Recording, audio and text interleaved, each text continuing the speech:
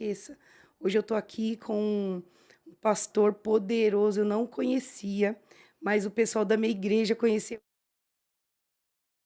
E todo mundo ficou falando: "Traga o pastor Danilo, traga o pastor Danilo". Até que meu marido conseguiu o telefone dele e hoje ele está aqui. Obrigada, pastor. Uma honra. Muito feliz em recebê-lo aqui e tão prontamente o senhor nos atendeu. E eu falei: "Ai, Cláudio, será que ele vem?". Nossa, ele foi muito educado e veio rapidinho e está aqui, para a glória de Deus. Minha pastora, é um prazer conhecer você, estar aqui hoje no Diferentona.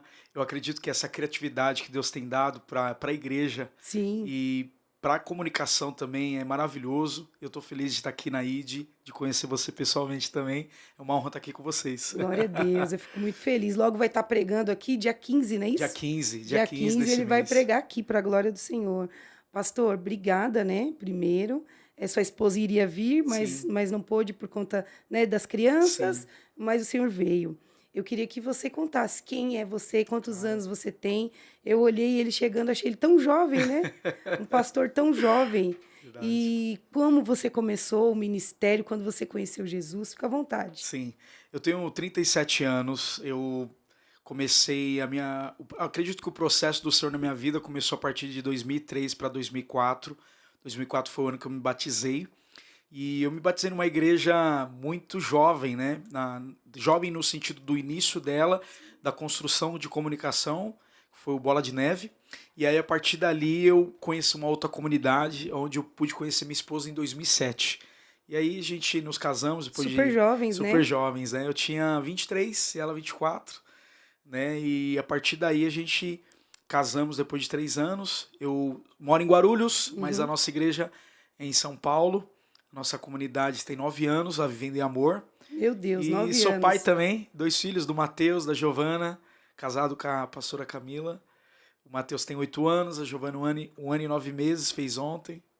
E a nossa vida tem sido assim um desafio, porque a gente desempenha esses papéis, né? É pai, é Rapaz, filho, é é pastor, pastor, é marido. é gestor, É é verdade. tudo. Pastor, quando você descobriu que tinha um chamado, Sim, né? Porque tem muita gente que aceita Jesus, mas tem pessoas que são só membros, né? sim, E tem outras que são separados para uma obra, né? sim, E o chamado pastoral é algo muito pesado. sim. Quando que você descobriu que Deus tinha isso para sua vida? Eu acredito que na história da minha conversão, eu sempre fui alguém que teve essa tina por religioso. Eu fiz crisma pela Igreja Católica, primeira comunhão, até os meus 13 anos. Nossa. E aí, a partir dali, eu tinha essa gana de vontade de perguntar. E uma Uhum. vez eu lembrei esses dias que eu perguntei pro padre: "Padre, por que que Jesus está na cruz ainda, né?" E ele tentando me explicar, não tô falando nada contra a religião, ele Sim, falou assim: sim. aquilo é a expressão de um amor que a gente tem pelo que ele tem Pelo por nós, pelo sofrimento, né. sofrimento, tudo aquilo que Jesus fez por nós. E aí ele falou assim: "Nossa", perguntou para quem era minha mãe, né, falou: "Nossa, seu filho tem uma sabedoria, Deus tem as perguntas que ele faz é muito peculiar", porque eu falei assim: "Se Jesus, não está mais na cruz e o sepulcro está vazio, ali deveria não estar ele está sentado em um trono, porque é exatamente o Eita! lugar que ele ocupa". Aí foi quando ele me chamou, porque na época, para fazer a primeira comunhão, tinha uma tradição que Sim. você tinha que seguir o cronograma para poder, o dogma para poder Uhum. ser chamado pelo padre. E ele viu que eu tinha essa, essa, eu acredito, inspiração Sim. também com o espiritual. E aí, depois de um tempo, me afastei disso. E aí, com 18 anos, eu conheci o Senhor, que foi aproximadamente o ano de 2003 para No 2004. Bola, que é uma igreja Isso. poderosa também, né. Evangelística. E aí, a partir dessa palavra, eu acredito que Deus foi me atraindo, né? A Bíblia diz que com cordas de amor, no livro de Osés, Eu ele amo nos essa atrai, palavra. né? E foi a partir daí eu comecei a viver uma experiência da vida cristã, que é a oração, o jejum, a leitura da palavra. Eu entendi que quanto mais eu buscasse a Deus, primeiro, eu acredito que era uma questão de intimidade. Sim. E segundo, o Senhor começou a fazer com que a voz, que a gente chama de voz, o testemunho interior, que Romanos 8, versículo 16 diz que o Espírito testifica em nosso espírito, que eu acho que Sim. essa voz interior é o próprio Espírito Santo falando para nós: olha, você é filho, você tem uma identidade. E aí a gente foi construindo essa intimidade. E o Senhor foi colocando pessoas no meu caminho, onde foi começando a me discipular, onde eu comecei a aprender da palavra, falou, você tem esse chamado. A gente acredita que, além dessa intimidade, Deus usa pessoas para nos apontar e nos dar uma direção. Dá uma direção, eu falo muito Né? sobre isso. E isso foi, assim, para mim, algo muito importante para minha caminhada. Eu fui inserido numa família de fé, que a gente chama de igreja, Sim. e a partir daí eu comecei a me comunicar e servir. Eu acredito que tanta busca no individual e o ajuntamento do coletivo corroborou para esse lugar, colaborou para esse lugar do chamado. Mas dentro da realidade ainda havia alguma coisa ainda obscura que eu não tinha ainda, não sabia que eu seria pastor, eu não sabia que Deus ainda tinha uma igreja para me poder cuidar de um povo. Isso foi descobrindo desse servir à igreja. Quando a gente é discipulado, pastor, acredito que é importante para a nossa caminhada da jornada cristã, mas também para a formação desse lugar, Sim. do chamado de Deus. Paulo diz que o chamado de Deus é celestial. Então, não é algo que o homem pode dar a nós, ele pode reconhecer, Sim. mas é algo que o Espírito de Deus passa a fazer na nossa vida. Começa a queimar dentro de nós. Ficar mais claro. Igual o texto de Abacuque, né? Escreve nas tábuas até quem passa correndo veja a revelação. Esse é o ponto. Se a gente não tiver uma revelação clara do que Deus tem para nós vamos ficar dentro da igreja sem uma identidade, sem perdido. Identidade. Igual Jó, antes eu ouvia informação sobre você. Agora meus olhos foram abertos, agora eu te vejo. Eu te vejo, eu te tenho conheço, clareza. Né? Eu fico observando que as pessoas hoje não têm essa maturidade espiritual de ser discipulado, Sim. de ser direcionado. Então, por isso que muitas pessoas não encontram o seu lugar, né, de aonde o Senhor quer que ela esteja, Sim. porque ela não espera para que o Senhor a direcione. Né? Você entrou na igreja muito jovem, Sim. começou a servir. Você fazia o que na igreja? Eu comecei, interessante, eu nunca toquei violão, assim, quando eu não conheci o Senhor, eu não tinha essa habilidade. Mas pelo timbre de voz canta. Já cantava, eu tinha uma banda secular na parte de forró universitário. Foi assim uma explosão no Brasil, né, Sim, com Fala sim, Mansa. sim. E todas as outras bandas que surgiram, e aí a gente tinha sempre toquei instrumentos de percussão, perdão. E aí a partir daí eu cantava, fazia um back vocal ali. Quando eu vim para a igreja, é interessante isso, a capacidade que Deus nos dá de descobrir talentos, né, de gente, hoje, eu como líder, olhando hoje, como a gente tem, como o Senhor acende, nos dá a visão de pessoas que realmente vai servir com a gente. Sim. E eu acredito que isso aconteceu comigo. Quando eu cheguei na igreja, eu sempre visionei o louvor, a parte de louvor, porque é o dente da igreja, a pessoa chega... E você também já gostava de música, já né? gostava de música, já estava, né, no DNA. E aí, a partir daí, eu falei, poxa, acho que eu tenho chamado para aquilo. Para estar ali na adoração, carregando louvor, servir. Mas, interessante, quando eu cheguei na igreja, o primeiro ministério que eu fui inserido foi a livraria da igreja. Passei a servir ali, hoje a gente chama de voluntariado, mas Sim. Antigamente era o diaconal da igreja. E depois desse lugar, eu servia nos grupos pequenos, chamado de célula. E aí, eu me lembro que uma pessoa me prestou um violão para fazer aula, e eu entrava no Google ali, na parte de Cifras Clube, e olhava... aprendeu sozinho. Aprendi sozinho. Em 1 mês e meio, comecei a tocar 2, 3 músicas, e aí era engraçado, quando a gente ia pra comunhão, a galera já sabia. Eram os 3 louvores que eu sabia.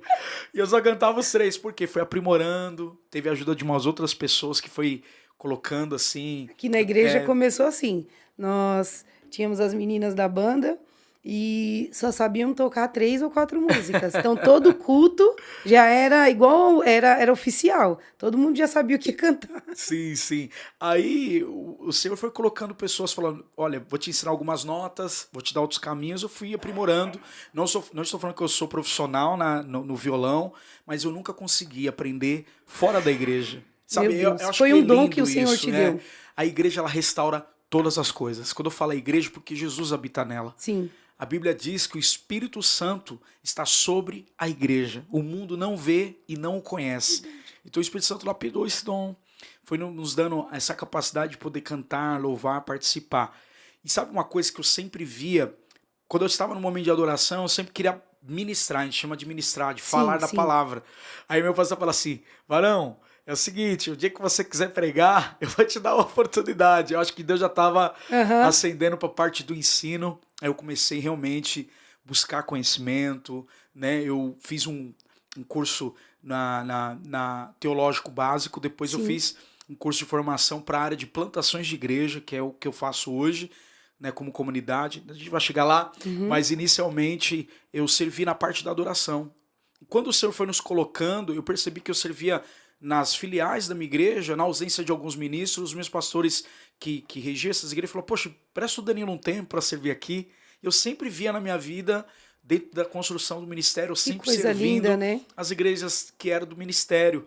Eu falei assim, poxa, por que desde o início o Senhor não deixava eu fixamente parado em um lugar e sempre servir outros Deus já lugares, estava já te estava ensinando, ensinando, né? sabe, Também eu servir. acredito que é um grau elevado de humildade, porque tem gente que só quer a sede, né? É verdade. E aí você ia, servia, né? Você estava Sim, disposto a servir. sim.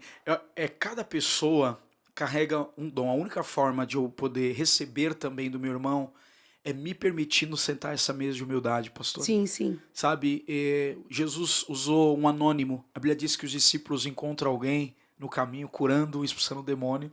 Aí ele falou, impedimos ele. O Senhor falou, não, quem não é por nós, não é contra nós. Uhum. Né? Ele não fazia parte dos 12.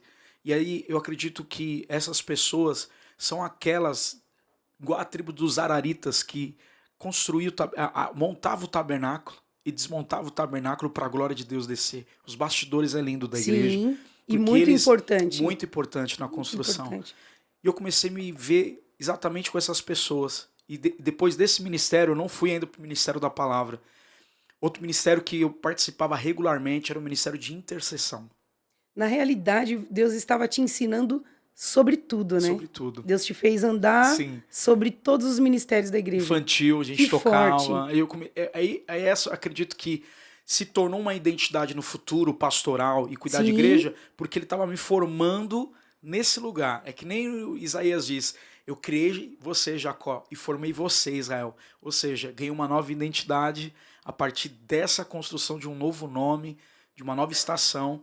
Eu costumo dizer que nós não temos um ministério permanente em Deus, uma posição permanente. Não. Deus sempre está movendo. Nele eu vivo, nele existo e nele eu me movo. Então a perspectiva de servir diferente, ele estava me potencializando para hoje ser pastor da igreja local, né? E você pode ensinar, ó. Na Essa salinha parte é assim, aqui na é livraria é verdade. assim, no Experiência. louvor. Isso é muito importante. Na intercessão, fala a respeito de algo que você aprendeu na intercessão. Eu tô por esses dias com o meu coração queimando para falar sobre a intercessão. Moisés, ele era um grande intercessor, né? Quando Deus se irou contra o povo, Moisés falou que para Deus não faça, não acabe com eles. Isso é uma intercessão, né? Ele se colocou à frente do povo, ele amou tanto o povo que nem o pecado e a rebeldia do povo não fez ele perder esse amor, né? E é isso que nós fazemos na intercessão. O que você aprendeu ou o que você sentiu de mais forte na intercessão? A intercessão para mim foi um ambiente que me ensinou a interceder pelo outro.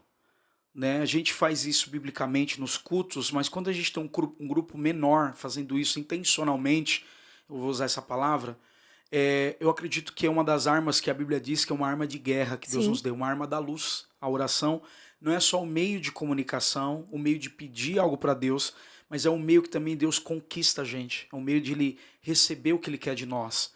Então eu aprendi que a intercessão era se colocar na brecha pelas pessoas. Sim. Eu falei assim, puxa, que lindo. Essas semanas as pessoas estão aqui intercedendo por aqueles que nem vão chegar ainda, que vai estar no próximo culto. Então isso me modelou, posso te dizer, para entender que antes de acontecer qualquer coisa, tem uma preparação antes. É igual a festa, né? A oração, né? A oração. A gente está ali nos bastidores de um casamento. E aí você chega antes, vê a toalha, você vê no mundo espiritual, tudo está sendo preparado antes. Glória a Deus. Para que o Senhor possa manifestar a sua presença. Eu acredito que eles são os seguradores de corda, né? Que está ali semanalmente. Fica aqui, Senhor, não saia daqui, fica com a gente. Muitas vezes até segurando o peso, né? Muito. Muito peso, Muito. muita guerra espiritual. Sim. Né? Eu acredito que a intercessão vem antes. Eles são os atalaias Sim. que estão no muro, intercedendo de dia e de noite. Né? O Senhor me deu esse lugar coletivo de aprender a interceder pelo outro. E o segundo ponto que eu acho que foi o principal, a comunhão, a verdadeira comunhão da espiritualidade. não é somente uma comunhão de refeições. Eu costumo dizer, uma coisa que tem caminhado comigo, às vezes a gente só é chamado para uma pizza, uma esfirra, tem tantas pessoas que querem esse lugar com a gente, e é belo, Sim, mas a gente não pode resumir a nossa comunhão só às refeições. sim. A nossa comunhão tem a ver com a espiritualidade, onde Jesus é expresso nessa unidade de espírito. Então, é melhor ser dois do que um. É, eu acho tão interessante que o nível espiritual e a ligação, quando um intercede pelo outro, né? E nós temos as irmãs intercessoras, os irmãos, e muitas vezes, antes de eu sentir, eles já sentem. Uau! É muito forte, né? Sensibilidade, A né? sensibilidade, o mundo espiritual, como se move através da intercessão. E depois da intercessão, Aí depois da intercessão, a gente começou a ajudar, como eu estava falando, pastora, essas igrejas filiais com a sim, parte do louvor e a parte evangelística. Sair para a rua, evangelizar. ministrar, evangelizar as pessoas. Os cultos nos lares também fazem parte disso. E o Senhor foi construindo.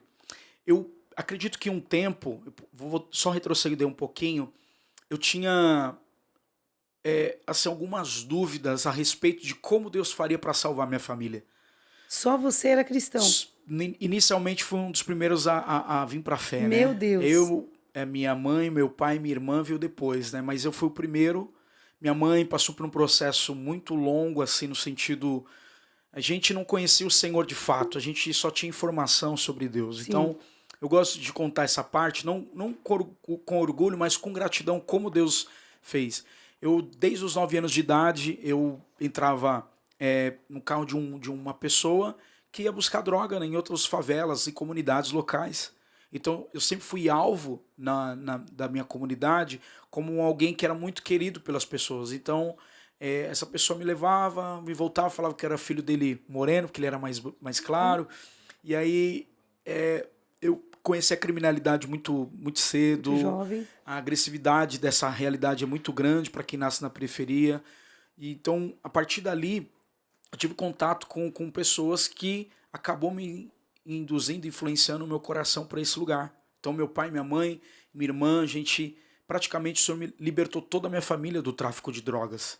Foi o Nossa. lugar que o Senhor nos tirou. Então, eu lembro que quando eu fui ver minha mãe, ficou presa 2 anos e 8 meses. Uma das coisas que eu sempre falo na quarta-feira era a última semana do meu batismo. Meu batismo seria na semana seguinte, dia 25 de novembro de 2004, caía numa segunda-feira. E aí eu lembro que eu fui na nossa célula uma semana antes e a minha líder falou assim: se você quer tanto isso, pede para Deus, chega hoje e fala: Senhor, eu quero que minha mãe veja o meu batismo. Meu Deus. E aí eu lembro que aquela semana eu cheguei em casa, na quarta-feira, E ela e presa. ela presa. Mas ela já tinha cumprido já a O pena, tempo. o tempo. E aí eu falei, puxa, é o mínimo que eu posso fazer é orar, porque não tá mais na minha mão.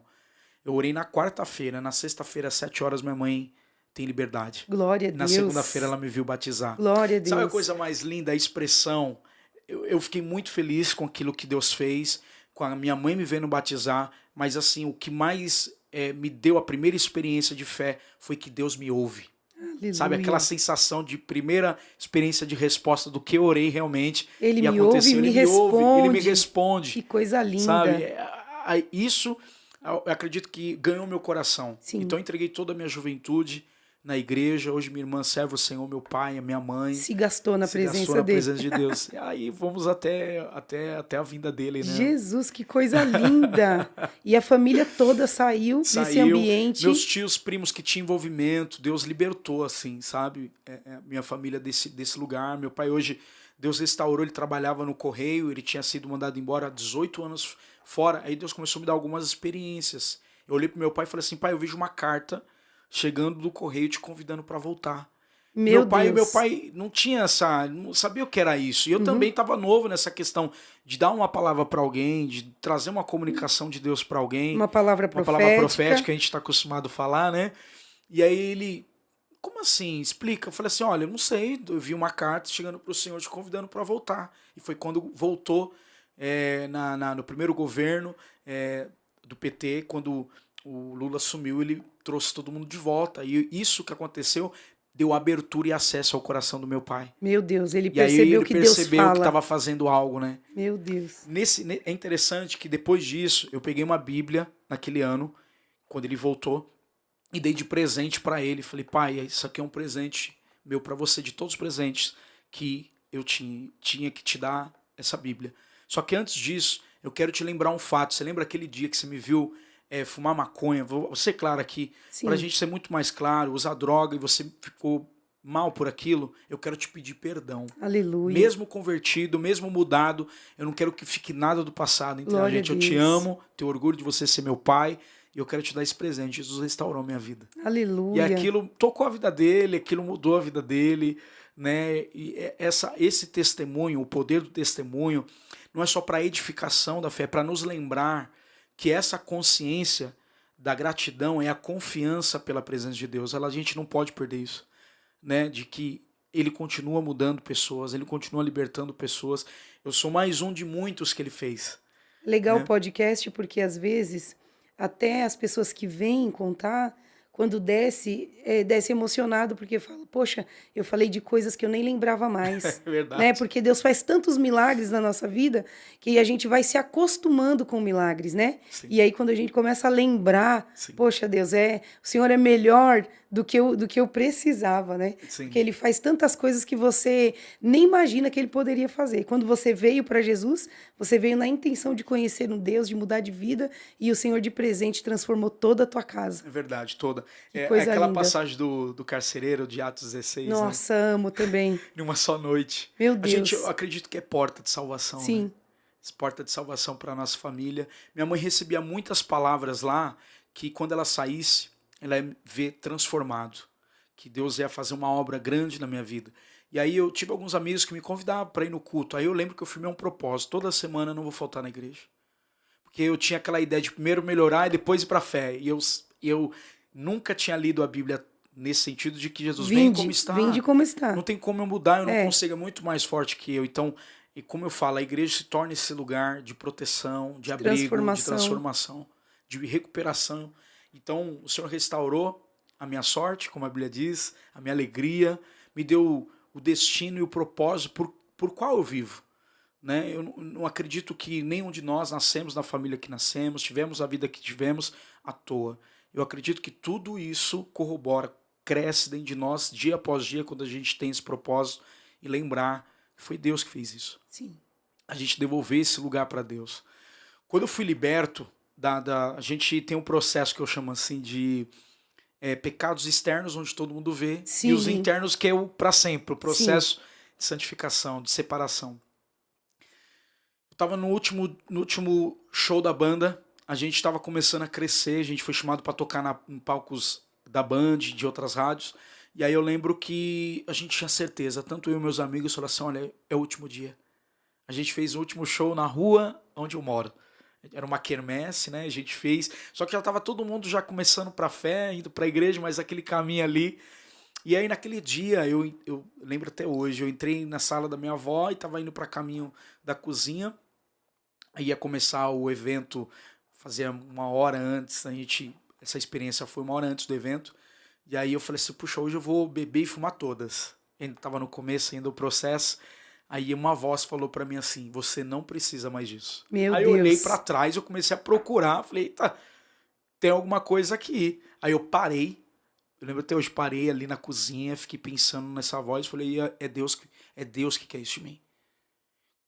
Aí quando eu desci, obviamente, eu costumo dizer, as pessoas são libertas, mas elas esquecem que quando antes elas se libertam, elas tinham um hábito com o pecado. Sim, Elas tinham um hábito com o vício. Então, quando você é liberto, você cria um novo hábito, que é uma nova vida. sim. Então, a partir dali, eu resisti. Eu falei, olha, eu não vou fumar hoje. Não preciso Não mais preciso mais disso. disso. Aquela voz tomou meu coração. Eu tive a experiência que eu fui liberto aquela noite. Aleluia. E aí, a partir dali, a gente começou a seguir a jornada, né? O Senhor começou. E é interessante falar isso. Como ouvir essa voz? Primeiro, não é nós que determinamos, né, pastora? Sim, A partir do momento que a gente tem, não vou falar só sede e buscar a Deus, mas eu acredito de que todo pai deseja falar com o seu filho. Nós somos filhos. Quando recebemos Jesus como Senhor e Salvador, essa voz é a voz do Espírito dentro de nós. É essa consciência santificada, é esse lugar onde eu me entrego. Eu acredito que a partir desse podcast muitas pessoas vão passar a ouvir essa voz. eu creio. É muito importante isso. Muito É necessária, muito né? necessário para a gente ser guiado pelo Espírito nesse tempo. Sim. E eu fui liberto aquela noite. Eu resisti sem alguma pessoa me chamar para beber. Eu falei, olha, não quero mais. E aí foi a última vez que a gente fez um evento fora e o processo de santificação começou. Meu Deus. E aí conheceu a esposa? Conheci a esposa em 2007, 2013 casamos. A igreja foi surgir em 2015. Como aconteceu isso? Jovem, praticamente Praticamente, recém-casado, né? Começando uma vida e Deus te dá de presente filhos é espirituais. verdade. Olha, eu costumo dizer, minha esposa tem um galardão maior que o meu. Porque vocês, além de ser auxiliadora dos sonhos pessoais nossos, vocês carregam também esse encargo da espiritualidade. Então, eu trabalhava muito, trabalhava em 2 empregos, eu tinha segunda-feira como folga. E aí eu falei pra ela assim, hoje a gente tira esse dia pra nós, hoje a gente entrega ele pra Deus, servindo da igreja, Mulher servindo das crente, o pessoas. que ela quis? Culto em Culto casa. em casa. Aí a gente começamos na casa da minha avó, inclusive é bom falar isso. E da casa da minha avó foi crescendo, fomos pra casa da vizinha da frente. Aí a gente alterou, poxa, temos domingo de manhã, o que você acha de a gente fazer ceia de manhã? Fizemos a ceia de manhã, Meu Deus. sobre a orientação do meu pastor no discipulado. Falou, puxa, isso está virando uma igreja. E eu gosto de dizer que a nossa igreja não partiu do social, da igreja ao social. As pessoas iam na célula e pediam para ser internada porque viu o testemunho que Deus tinha feito na minha vida. Na sua casa, Na minha né? casa, na minha família. Poxa, se ele conseguiu mudar. Tipo assim, Sim. ele conseguiu mudar. Ele, Eu acredito que a gente gera o poder do testemunho na esperança, né? porque pras você pessoas. estava em um ambiente em que as pessoas te conheciam Isso, antes. E aí a gente começou a esse trabalho, as pessoas começaram a chegar, a família, amigos dos familiares, e foi gerando esse lugar. Aí meu líder me enviou, separou a gente a pastores, nós fomos enviados para o bairro da Zona Norte, ali onde é a igreja hoje, e depois da casa dessa irmã da frente, essa irmã teve que mudar, e nós vamos para a casa de uma irmã chamada Dedé, que é uma irmã que está com a gente até hoje. Ela cedeu o espaço da casa dela, que lá em cima da laje, não tinha telhado, a Meu gente Deus. amarrava uma lona Meu para Deus. fazer o culto. Em dia de chuva, o vento batia, derrubava água nos irmãos, a gente parava o culto, amarrava a lona de novo. Jesus. O processo inicial é lindo, porque ele vai construindo essa identidade como comunidade. E a gente valoriza, né? Aonde chegou, porque Isso. sabe de onde Deus nos tirou, né? Verdade. Meu verdade. Deus. E mesmo assim o povo ia. Ia, amava. Poxa, acredito. Aí é aquela questão do trem, né? Dos vagões. Veio o primeiro, foi liberto, chama o segundo. Poxa, Chama você o segundo. conseguiu? Sim, aí vem o outro. Um vai chamando o outro porque Ovelha gera ovelha ovelha. gera ovelha. É muito Isso, rápido isso, isso. né? Quando você vai ver, bombou. Isso. Eu tive que mudar de casa, acho que 2 vezes, porque começamos como vocês. Deus, Aí a pastor. primeira casa bombou, aí meu marido falou, olha, vamos precisar trocar de casa para ter uma garagem maior. Bombou. Aí depois fomos assim, e chegamos aqui. Porque você fala, mas de onde saiu esse povo, né? É Deus que vai trazendo, né? Essa é a confirmação do chamado. Sim. Né? Quando Jesus encontra Pedro lavando as redes em Lucas 5, ele passando a noite inteira, Jesus está ensinando a multidão, empresta o barco, ele fala assim, olha, joga a rede do lado direito. Aí ele diz assim, passei a noite inteira. Ele falou, pode lançar. Segundo a sua palavra, Senhor, eu vou lançar. Então, naquele momento, o Senhor Jesus deu uma ordem para ele que quem levaria os peixes para a rede era ele. Aleluia. Que ele tem todo o jeito dele, mas esse é o chamado. O chamado é algo que Deus capacita a gente a enxergar como ele vê. Ele fala, olha, se você estiver comigo, se você emprestar sua vida para mim, eu vou fazer você pescadores de homens, Aleluia. não de peixe. Isso é muito lindo, né? É sobre isso. O ministério é cansativo, é dolorido, mas quando você vê uma família sendo transformada, Isso nos inspira. um casamento sendo restaurado, você até esquece das dores, né? É verdade. E aí começou nessas casas. Isso. A partir da casa da Dedé, a gente ficamos 8 meses. Depois que a gente foi separados, a gente fez uma administração ali, uma coisa muito mais simples. Separamos os envelopes que ia potencializar a gente a alocar um espaço, a começar realmente Do zero. do zero. Cadeira, tudo. som, tudo do zero. E outra, a nossa igreja começou nessa simplicidade de comunidade mesmo, na periferia ali, onde Deus tinha me tirado, as pessoas ali que são diaristas, a gente a minha mãe até hoje, a gente tem orgulho disso, né, de como o mundo é equilibrado, né, pastor? Sim. Se todo mundo for gerente, quem vai ser servo? E é Quem vai ser os verdade. trabalhadores? Então, esse equilíbrio foi muito importante para a gente ter essa raiz nunca ser perdida. Nós estamos no mesmo bairro, né? Glória A a gente Deus. saiu um pouquinho na época porque não tinha esse salão que foi disponibilizado hoje, e na pandemia a gente mudou para ele. Agora estamos no 3º ano lá e estamos no bairro que Deus nos plantou. E eu sempre falo isso para a liderança e para alguns membros. Deus nos plantou aqui, é aqui que Ele nos quer. Então é esse bairro que Deus nos dá para a gente poder evangelizar, ser luz para as pessoas. Sim. Não é fácil porque Jesus falou que profeta em sua família não tem honra. Sim. Às vezes a gente tem que passar pelo teste de, eu não sei aqui, mas eu costumo brincar, né, que a gente mora num bairro que muitas pessoas que é fofoqueira. Então tudo que acontece ganha um campo de potencialidade muito grande. Então você tem que redobrar o testemunho, né? E aí eu brinco disso no sentido de que é um bairro que as pessoas se conhecem, né? Nesse todo mundo sentido, conhece todo muito, mundo. muito. Então, o que faz na rua, todo mundo já está sabendo, está mais atualizado que o Jornal de Amanhã. Então a gente tem que estar realmente ali preservando, né, esse lugar de mudança, de comportamento, de olha, eu mudei de verdade, Sim. a minha vida é de verdade. Porque eles Não é começam a perfeita, observar. né? Isso. Ficam meio desconfiados, né? Isso. E aí depois, quando vê que realmente houve uma mudança, aí vem. Isso. Que coisa linda. E a gente tem esse trabalho, igual hoje permanece, né? É uma das identidades que a gente tem de célula. A gente chama de grupo de conexão, que é os cultos na casa, onde a gente pode ter esse discipulado mais próximo, de estar mais perto das pessoas. Eu acredito que isso é uma forma de enraizar mais a igreja. Sim. Como uma ponte para a sociedade, como uma ponte para o bairro, e ser relevante ali. É como vocês aqui em Atibaia, né? Essa igreja linda, church, Deus colocou vocês nesse formato. Eu acredito que dentro dessa realidade ministerial, pastora, nós somos uma resposta de uma igreja missional. Eu vou usar esse termo de emergente para esse tempo do fim. Deus levantou essas comunidades como uma resposta para alcançar algumas pessoas que talvez jamais entraria numa igreja. No nosso caso... Convencionalmente falando, exatamente, né? Exatamente. No nosso caso, nós morávamos em um bairro legal aqui da cidade. E quando procurávamos salão, aí meu marido queria na avenida principal. Sim. E aí Deus falou comigo durante a noite. Ele falou... Porque nós não éramos de Atibaia, nós éramos de São Paulo. E aí eu estava orando e Deus falou para mim, avisa ao meu servo que eu quero a minha igreja no bairro mais pobre da cidade. E ele procurando na avenida principal da cidade. E aí, um salão legal, com preço legal. Eu falei, olha, Deus falou isso comigo. Aí ele olhou, né, ficou meio bravo, e ele foi orar. E aí o Senhor preparou esse lugar e o Senhor restaurou muitas vidas. Meu Deus. Muitos usuários de droga, muitas famílias destruídas, pessoas que não iriam na Lucas, na avenida principal.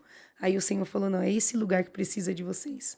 E nós temos declarado aqui, teve uma sexta-feira que nós juntamos, né, o povo, fomos orar na rua, porque estava muito feia essa entrada do bairro, e começamos a ungir tudo em volta e declarar que o espírito de miséria, de espírito de roubo, que o povo, que os drogados iam ser libertos. A esquina era um matagal, onde eles faziam cabanas e ficavam usando droga. Oramos na sexta e ungimos na sexta. Na segunda, o trator passou lá. Meu Deus. E começou a mudar tudo. Restauração. Então, o Senhor nos traz, nós somos luz nas trevas, né? Então, por isso que o Senhor está mandando igrejas transformadoras, né? Com pessoas com coração humilde, simples, porque o povo precisa conhecer esse Deus poderoso. Verdade, né? Verdade. Ela nasceu, né? E o Senhor não é elitista, né? Isso. Isso é importante para a gente mostrar não só que, como a pastora frisou muito bem, a igreja é a missão de Deus. Sim. Né? A gente tinha o costume de olhando para trás, de que os missionários eram o grupo de pessoas que era separado para pregar em outro país. Mas nunca foi o desejo de Deus somente ter essa vertente, sabe, para missões.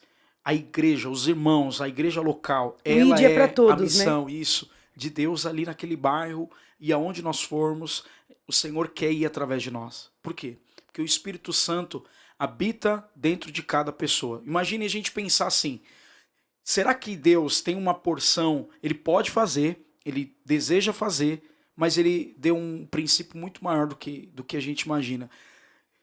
Se ele converter o bairro do Vila Aurora inteiro na minha igreja, glória a Deus, eu creio no avivamento que Deus pode fazer Eu isso. conheço Aurora. Mas eu acredito também que quando Deus transforma um povo, esse povo tem que ir para dentro desse bairro. Exatamente. A sua casa se torna um alvo de missão, o seu trabalho, o ônibus que você frequenta, o dia a dia da vida cristã. É o que Lucas 9, 23 diz: aquele que quer me seguir, negue-se a si mesmo, tome sua cruz diariamente. Esse diariamente não é somente numa questão de renúncia, é mostrar o amor que te salvou diariamente. Aleluia. Essa renúncia é porque alguém te amou e renunciou à glória. Então, se a gente se tornar agentes missionários no nosso dia a dia, as pessoas vão poder receber de Jesus o pão de cada dia. Nos dai hoje. Qual é o pão de cada dia nos dai hoje? É Cristo nos alimentando e alimentando vida através de nós. Aleluia. Se a gente esperar o mundo inteiro entrar na igreja evangélica, é quase que impossível, mas nós temos esse papel. A Bíblia diz que as portas do inferno não prevalecerão contra a igreja. Nós estamos em ataque, é nós que temos que ir, que é o que a pastora falou, o ID, que é o nome da igreja de vocês, maravilhoso. Pastor, vocês começaram um ministério, né? Jovens, recém-casados, né? Com muitas coisas para resolver, porque o ministério ele te dá muito trabalho, né? Porque tem visita, tem problema. Como foi isso? Como você conseguiu balancear tudo isso? As Tendo responsabilidades. 2 empregos, né? Isso. E a família e tudo. No primeiro ano, quando a gente sai da casa da nossa Dedé? irmã Dedé, a gente vai para o nosso bairro, na rua bem próximo de onde era o culto. Todo mundo conhecia, era acessível, coisa de 8 minutos, 10 minutos a pé. E hoje também, mais ou menos, dá isso, da onde a gente está hoje, de 8 a 10 minutos. E aí, a gente, no primeiro ano, viveu, eu posso dizer que um milagre. As pessoas passavam, a gente tinha um salão de 70 metros quadrados, com 2 banheiros, uma salinha bem minúscula para as crianças, uma copa para fazer o cafezinho. E era praticamente, a gente chamava de corredor de fogo, porque a igreja era bem pequena. E as pessoas começaram a passar na frente, a querer desejo de entrar ali. O Senhor foi multiplicando. A gente ficou 1 ano e 3 meses, mais ou menos, nesse salão. E um outro discipulador que eu tive, que eu posso dizer que o pastor Joab, ele formou essa confiança de viver de maneira integral, que é o que eu vivo hoje.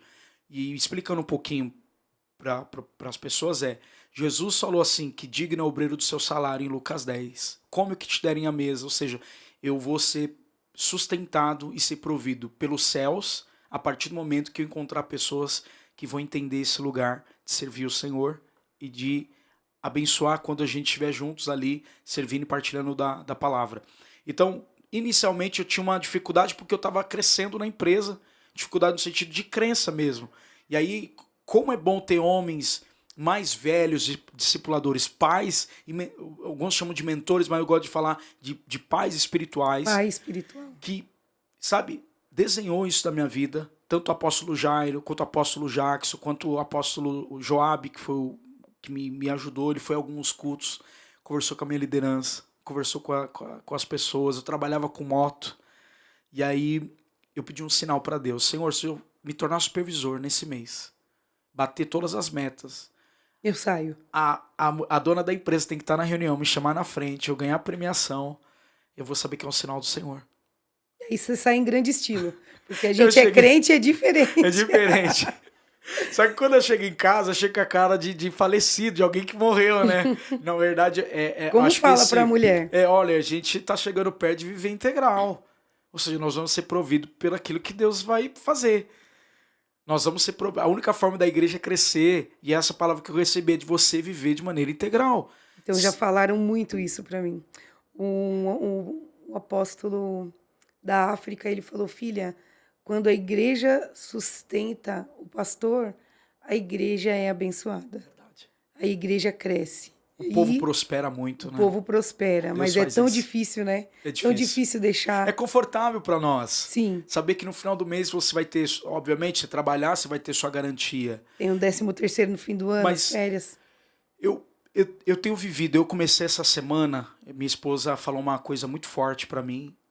Ontem e uma semana atrás eu comecei a refletir, ela disse o seguinte, que Deus pudesse alinhar meu coração com aquilo que eu estava enxergando, porque eu estava exatamente vivendo o prazer de viver em Deus durante esses anos de viver integral.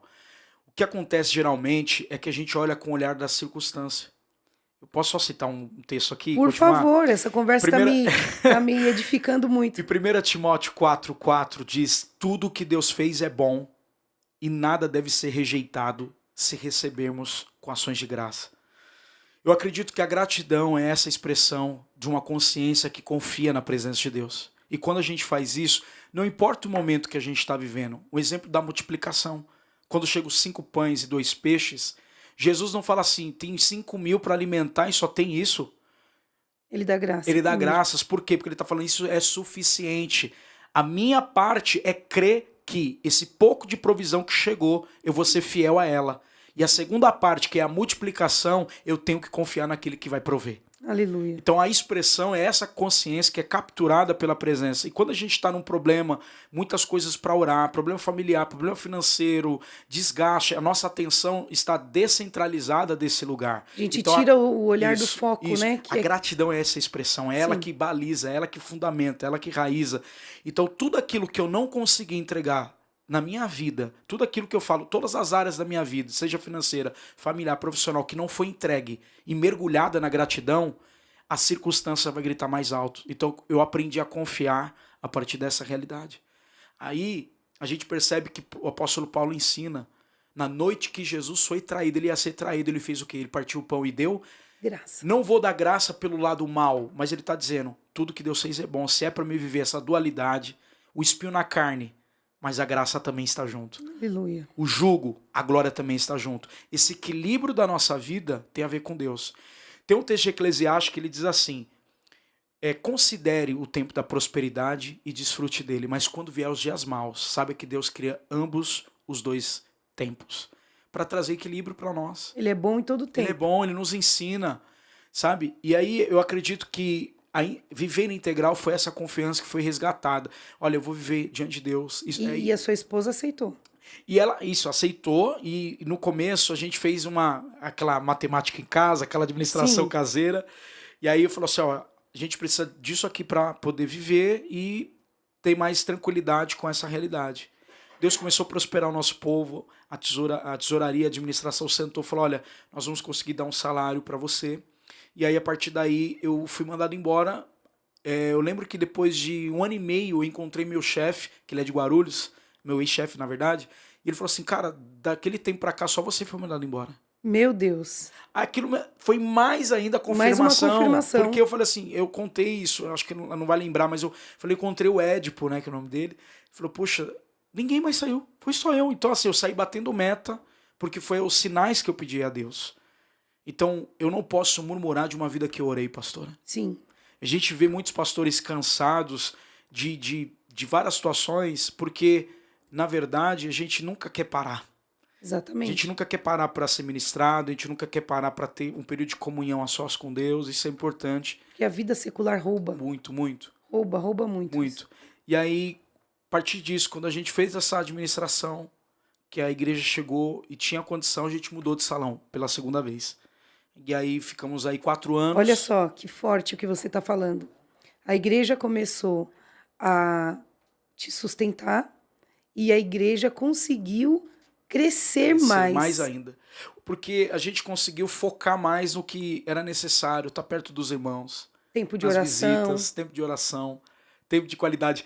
E aí uma outra coisa. Com a família também.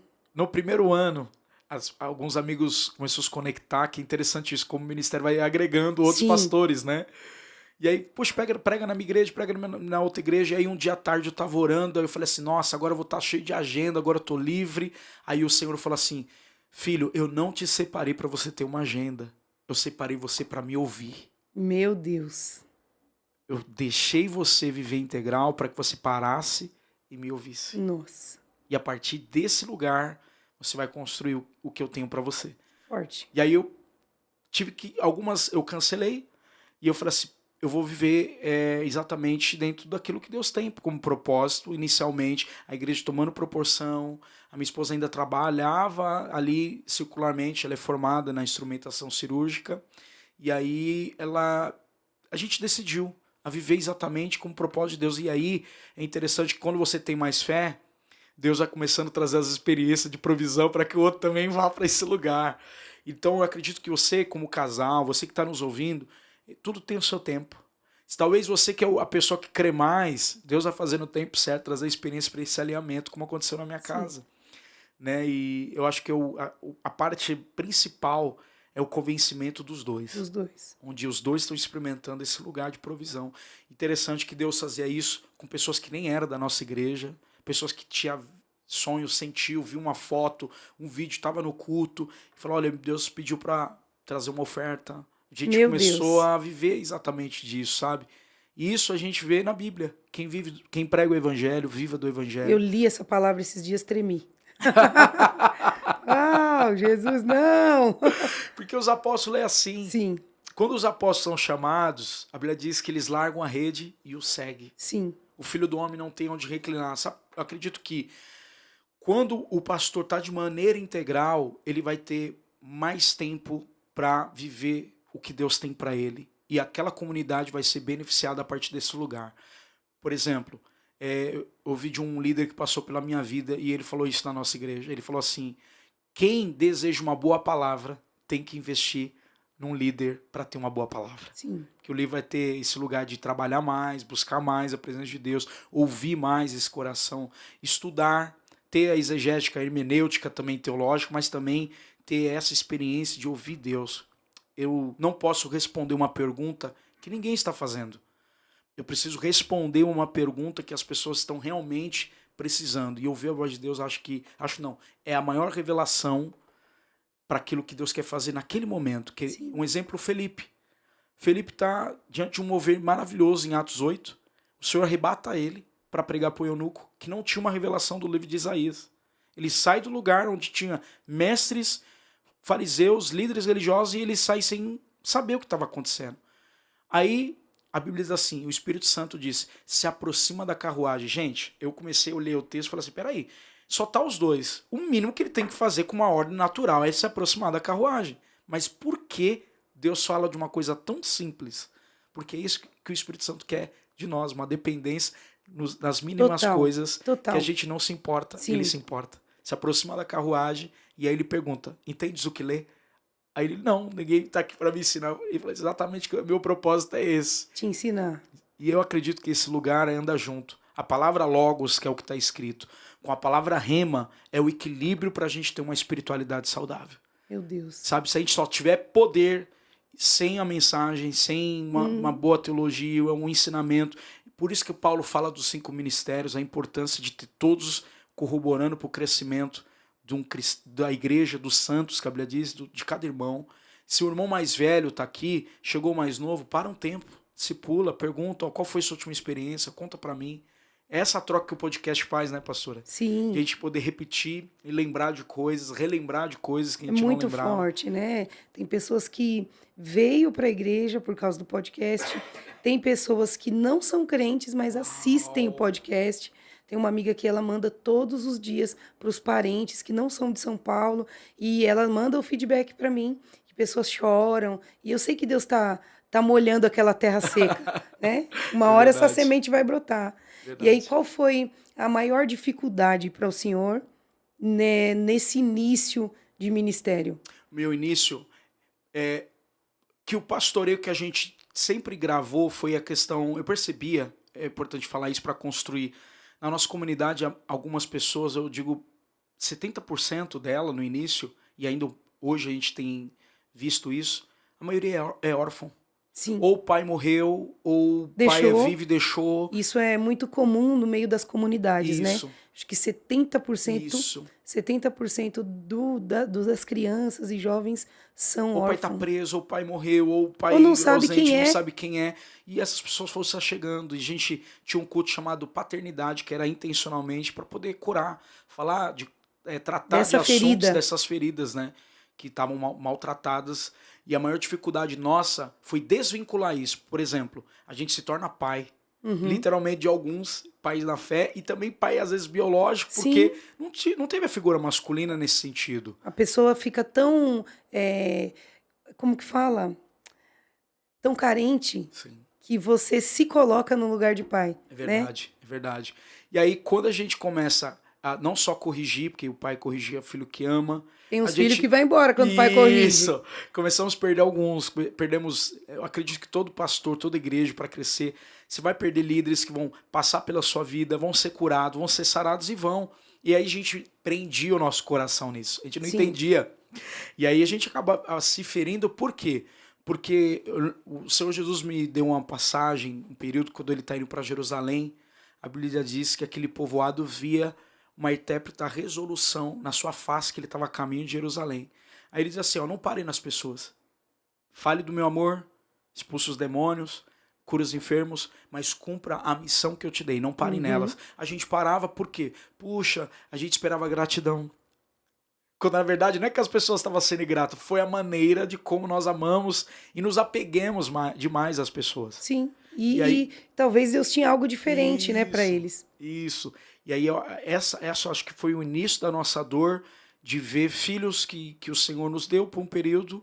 E aí eu vim falando isso. Será que não é realmente o nosso chamado esse de ver as pessoas serem saradas e curadas e enviá-la? A Uhum, nossa aljava tem que estar vazia no grande dia. sim, A gente vai ter que ter enviado os nossos filhos para o destino deles. Eu acredito que uns ficam e outros vão. E outras passagens, como a do pai Zebedeu com seus filhos, André e João, Pedro e Tiago são aqueles que lançam a rede, e tem os consertadores de rede. sim, Eu acredito que muitos vão ficar para consertar os problemas, servir nos ministérios, ajudar, mas a gente precisa descobrir os que lançam. E os que lançam não vão estar sempre servindo com a gente dentro da eclésia. Eles vão ter alguns ministérios que vão permitir eles estar um pouco mais longe da gente, ou até mesmo transicionar. sim. Né? Eu acho que a transição, tanto nossa, do ministério, esse entendimento foi amadurecendo com o tempo. Eu acho que isso é lindo também, faz parte do Do crescimento da obra de Deus, crescimento. né? Dolorido, mas faz Dolorido demais, parte. dolorido demais. E qual a sua história de provisão inesquecível, né? Nesse, Inesquecível. nesse viver na dependência de Deus. Sim. Porque é difícil. Depois de 3 anos, nasceu a nossa igreja em Cajamar. E hoje nós temos um campus também em Diadema. Vai fazer 3 anos, uma tem 6, outra 3 e a nossa, a gente chama de sede, né? No Mandaqui. E eu percebi que tudo que o Senhor nos dava era para canalizar para esse lugar. Eu vivi alguns momentos, como eu posso dizer, um dos 3. O primeiro foi quando um dos nossos discipuladores estava passando um período difícil. E naquela semana, o Senhor me pediu em Jacareí uma oferta que eu não podia dar em dinheiro. Eu tinha cartão de crédito. E aí tinha um apóstolo, o apóstolo Luiz Hermínio. Vou abrir aqui. Ele ministrando, ele falou assim, ó, Deus quer que você dê uma oferta pelo seu Plantou ministério. numa terra boa, filhão.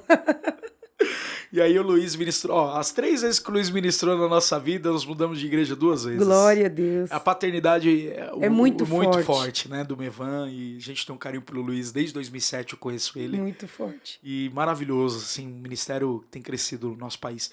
E na época ele falou assim, ó, Deus está me falando que algumas pessoas vão sacrificar aqui algo para o crescimento do seu ministério. Eu dei uma oferta que eu não podia dar, tava com os amigos, não falei até hoje. O valor, nem nada. Mas era assim, para nossa realidade era muito, assim, era um sacrifício. Era aquilo que Davi falou, não darei algo que não me custe. É. E aí, pode falar. O meu marido, quando tinha um apóstolo, um pastor pregando, e antigamente era cheque, né? Sim. Quando falava a hora da oferta, que ele tirava aquele cheque, eu olhava para ele, Jesus, não deixa ele ficar doido. Ele assinava lá e colocava um dinheiro que ele nem tinha. Eu só olhava assim de lado e falava, abençoa ele. E hoje a gente colhe esses frutos. É verdade. E a fé é isso, né, pastora? Uhum, A gente acreditar que Não é nem questão de barganha, eu acho que é a questão do amor, desse desprendimento por Isso, amor de ao ser Senhor, né? desprendido mesmo. É Vamos tão lá, Senhor. lindo. E aí, quando eu dei essa oferta naquela semana, eu vou abrir aqui, eu tinha dado R$ 500. Era muito, assim, pra nós. Uhum. Foi em 2014, eu Era acho. dinheiro em 2014. 2014, isso. E aí, a gente já tava nesse segundo salão. Hoje nós estamos no terceiro, mas no segundo salão, na transição, veio uma pessoa que não era da nossa igreja, ela frequentava de vez em quando, ela era de outra comunidade, e ela falava assim, eu acredito no que você faz, Deus está me falando para me dar R$ 9.000 de oferta para você. E aquela oferta não só serviu para minha casa, eu pude destinar parte dela, se eu não me engano foi de 7 a 8 mil, eu dei de oferta pro meu líder porque ele tava passando, eu vi a provisão de Deus para mim, mas aquela Sim, provisão não foi só para não mim, era pra você. era para ajudar meu líder. E uma outra vez, a segunda provisão que eu vi Deus assim de uma maneira, foi na mudança agora no terceiro salão. Eu ganhei uma oferta, eu ganhei um carro. A partir dali a gente vendeu esse carro, colocamos na obra de Deus. E a nossa igreja cresceu nesse período de pandemia. Eu acho que a maioria das igrejas, as que nasceram e as que mudaram, a gente pôde ver. A gente estava com caixa que não tinha dinheiro para pagar o aluguel do lugar que a gente estava. E estava indo para um novo lugar. Em 15 dias a gente estava inaugurando a nova igreja no meio da pandemia e nascendo Diadema. Então tudo que a gente pôde ver de provisão estava resultando na nossa comunidade. Que coisa linda. Sabe, essa provisão divina é essa multiplicação da gratidão. Quando o Senhor começa a fazer a expansão acontecer, você nunca vai ter o recurso necessário para cumprir. Mas se você tiver fé, visão, e tiver pessoas que estão realmente aliançadas com você, quem pode parar a igreja? Ninguém pode. Ninguém pode parar a marcha da É igreja. verdade, pastor. E aí, e quanto mais você abençoava, Mas mais o Senhor te devolvia. Isso, Tanto no crescimento da obra, o ministério sendo soprado, isso. e a sua esposa, ela prega também. Prega, ministra a palavra Meu para as Deus, mulheres. que coisa linda. Ela tá num propósito, depois em off eu conto pra pastora, mas ela falou, não fala pra ninguém. Ela tá num propósito com Deus assim, muito lindo. E aí, a terceira provisão foi pessoal. Foi um Ministério das Nações. Em 2020, eu recebi um apóstolo, que é um paizão, que ele é da Espanha, ele é panamenho, que tem uma igreja na Espanha, e ele veio num culto em 2019 na nossa igreja, através de uma pastora amiga nossa, que a gente tem aliança em Mogi. E aí eu lembro que eu fiz uma oração de como eu gostaria que viesse alguém de fora para reconhecer o chamado profético, o chamado apostólico, de plantações de nova igrejas, que a gente chama, para fora. E aí ele veio, lavou meu pé, lavou o pé da minha esposa, tudo que eu tinha orado foi o detalhe. Glória a Deus. Sabe, reconheceu a gente diante da igreja, a gente separou alguns pastores naquele dia, evangelistas, e aí a partir dali o Senhor falou comigo, você vai dar uma oferta para ele, porque aquilo que está escrito, pede às nações, eu darei por herança, e Isaías também diz que os recursos das nações e as riquezas dela seriam para os filhos, como herança. Ele falou, a única maneira de você fazer isso é investir em alguém que já está lá. Uhum. E aí, em 2019 ele veio, a gente fez isso. Em 2020 eu estava com ele lá. E depois 2020, 21, 22 eu fui 2 vezes na Europa. E esse ano estou indo com a minha esposa para Israel em outubro. Glória a Deus. Primeira viagem dela que a gente vai juntos, assim. De lá para cá o Senhor foi abrindo portas. E se hoje a gente tem essa oportunidade de ministrar em outros países, foi porque a gente entendeu esse princípio de investir e abençoar pessoas. E no ser reino, provido né? também e ser provedor também. Sim. Né? E aí eu acredito que essa é uma chave. É uma chave da gente... Puxa, a gente fez assim, o dia eu vou tirar meu passaporte para ir para tal país. E eu falo assim, é documento. E se é um documento, você tem que se apropriar dele. Quando eu tirei a carta... Eu fui num culto, uma pessoa se levantou e falou assim, vou te dar uma moto. Só para dar esse exemplo, pastora. E aí, não falou um carro, falou, vou te dar uma moto. Que era uma coisa que estava no meu coração. Eu falei, poxa, é verdade. Eu nunca tinha falado, mas eu queria, porque eu queria ir pro culto, ônibus, a minha mais transição é mais rápido, rápido. Né? E aí, eu tirei a carta, peguei a carta numa terça-feira. Na sexta-feira, meu padrinho me chamou. Eu tinha um padrinho desde pequeno, da época da igreja católica, que me batizou. Sempre fui um paizão também. Ele falou assim, nossa, essa noite eu não parei de pensar em você. Meu Deus. E eu sonhei que eu te dava uma moto. Vamos lá buscar? Eu quero te abençoar, quero te presentear uma moto. Então, quando eu tirei a carta, a moto veio. Quando eu tirei o passaporte, na sexta-feira, às 10 da manhã, 4 da tarde, estava embarcando para ir para Espanha. Portugal e Espanha. Então, assim, eu acredito que existe um alinhamento pra gente da Sim. nossa vida que vai desencadear esse lugar de novas oportunidades, novos horizontes. Igual quando Moisés estende o cajado, a gente fala muito a questão do mar e Faraó ali, né? E não voltar mais atrás. Mas, gente, Deus estava falando, você tem uma nova estação, Canaã está aí na frente. Esse é o novo horizonte que eu estou te dando. Como Josué, o Jordão transbordava, põe o pé nas águas, o Jordão se abre. Essa é a sua nova estação. Seja bem-vindo para a sua nova estação. Deus convidando a gente viver esse lugar. E acreditar e se entregar. Exato. Porque tem horas que Deus está mandando, mas a gente fica naquela dúvida. Isso. E aí o ministério não avança, você não Isso. cresce, fica estagnado no mesmo lugar, né? Isso. E aí, quando eu estava lá, o Senhor falou assim, eu sou fiel ou não sou? Ele falou assim, duas coisas que eu tive percepção.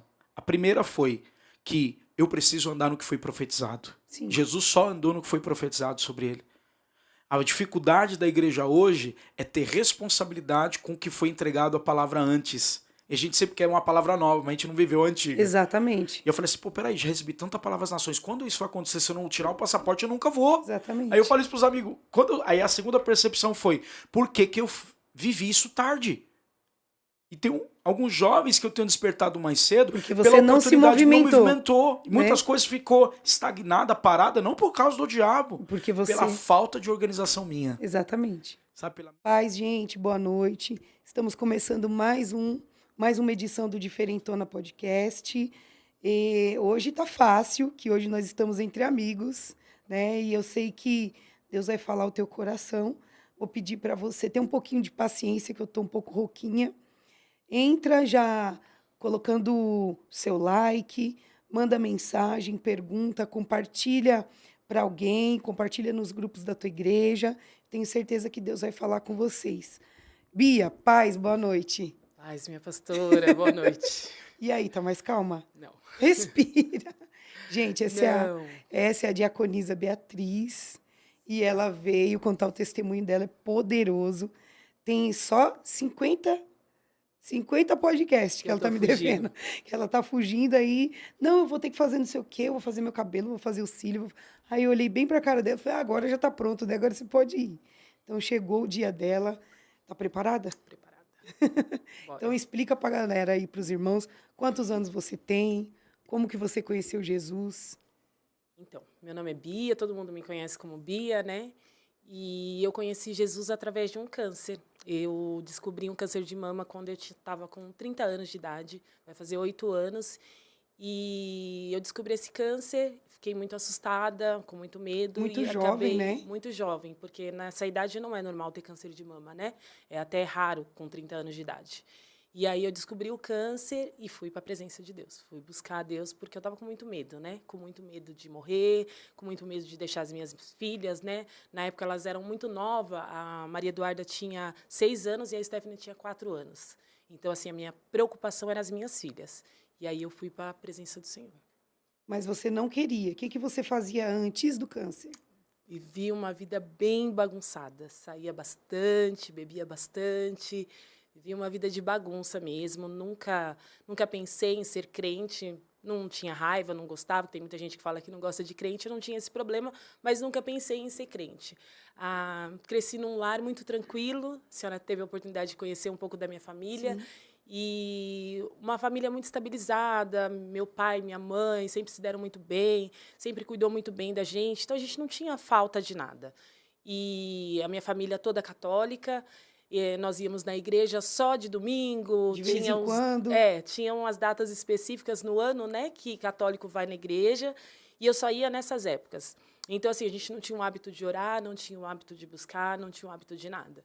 Então, eu não conhecia Jesus, eu não tinha conhecia ninguém Cristo. crente na sua igreja, ninguém, na sua na casa. minha família, nada. Nada. Eu desconhecia, assim, crente, né? Na verdade, a minha ex-patroa, que hoje é minha cunhada, Terumi, me levou na igreja algumas vezes, mas eu vivia uma vida de muita bagunça mesmo. Então, não me importava, nunca me interessei, né? E você que era organizadora dos eventos, de festa, de tudo. Isso, antigamente eu só frequentava os pagodes, os eventos, participei de carnaval, desfilei, saí como Imagina. rainha de bateria de escola de samba. Então, eu vi uma vida bem bagunçada mesmo. E aí, teve uma época que eu resolvi fazer eventos. Eu alocava um espaço e contratava um grupo de pagode, vendia as bebidas, vendia ingresso e começou a dar super certo. Dinheiro, Muito dinheiro entrando, festa, bagunça, muitos amigos. muitos amigos. Eu era uma pessoa bem popular, todo mundo me conhecia. E eu lembro que o último evento que eu fiz foi para arrecadar um valor, porque a minha mãe tinha diabetes e ela tinha perdido uma das pernas. E a gente precisava arrecadar um valor para comprar uma prótese. E nesse evento a gente arrecadou muito dinheiro, pastora. E meu irmão, que não bebia, ele falou: Bia, como esse povo bebe, né? Eles não param de beber. E foi um valor muito alto que a gente levantou nesse dia. E foi engraçado que essa foi a primeira vez que eu ouvi a voz de Deus falando comigo. Porque eu falei, nossa, vou estourar agora. 10 mil Meu reais Deus. numa noite vendendo cerveja, é isso que eu quero fazer da minha vida. E eu ouvi uma voz falando para mim, a sua prosperidade não vem daí. Meu E Deus. eu falei, nossa, estou ficando maluca, Ficando né? louca. Quem tá falando? Como que minha prosperidade está tudo certo?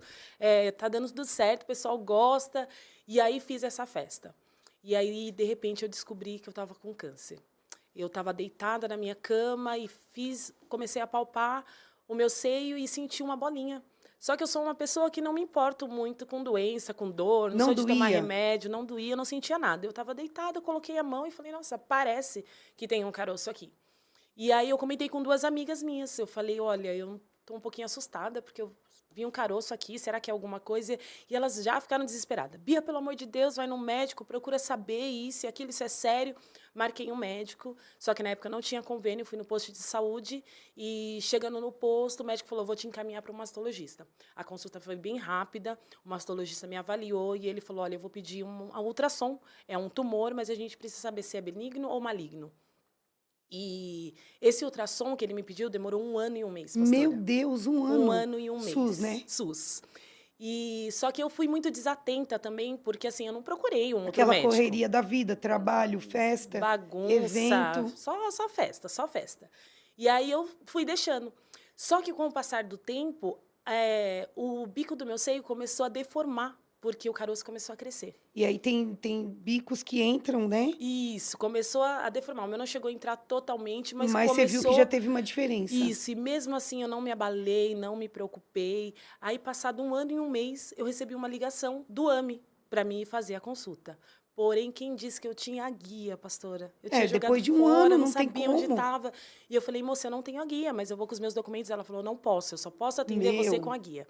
Agora você tem que passar de novo com o médico do SUS para ele te encaminhar para o mastologista para pedir uma nova guia. Nossa. Eu falei, não vou fazer. Não vou fazer. E aí desisti e parei. Meu Deus! Mas Deus é muito bom, né? Deus cuidou do meu tratamento, assim, em detalhes. Eu estava atendendo uma cliente, eu era massagista na época, e eu estava atendendo uma cliente na minha casa.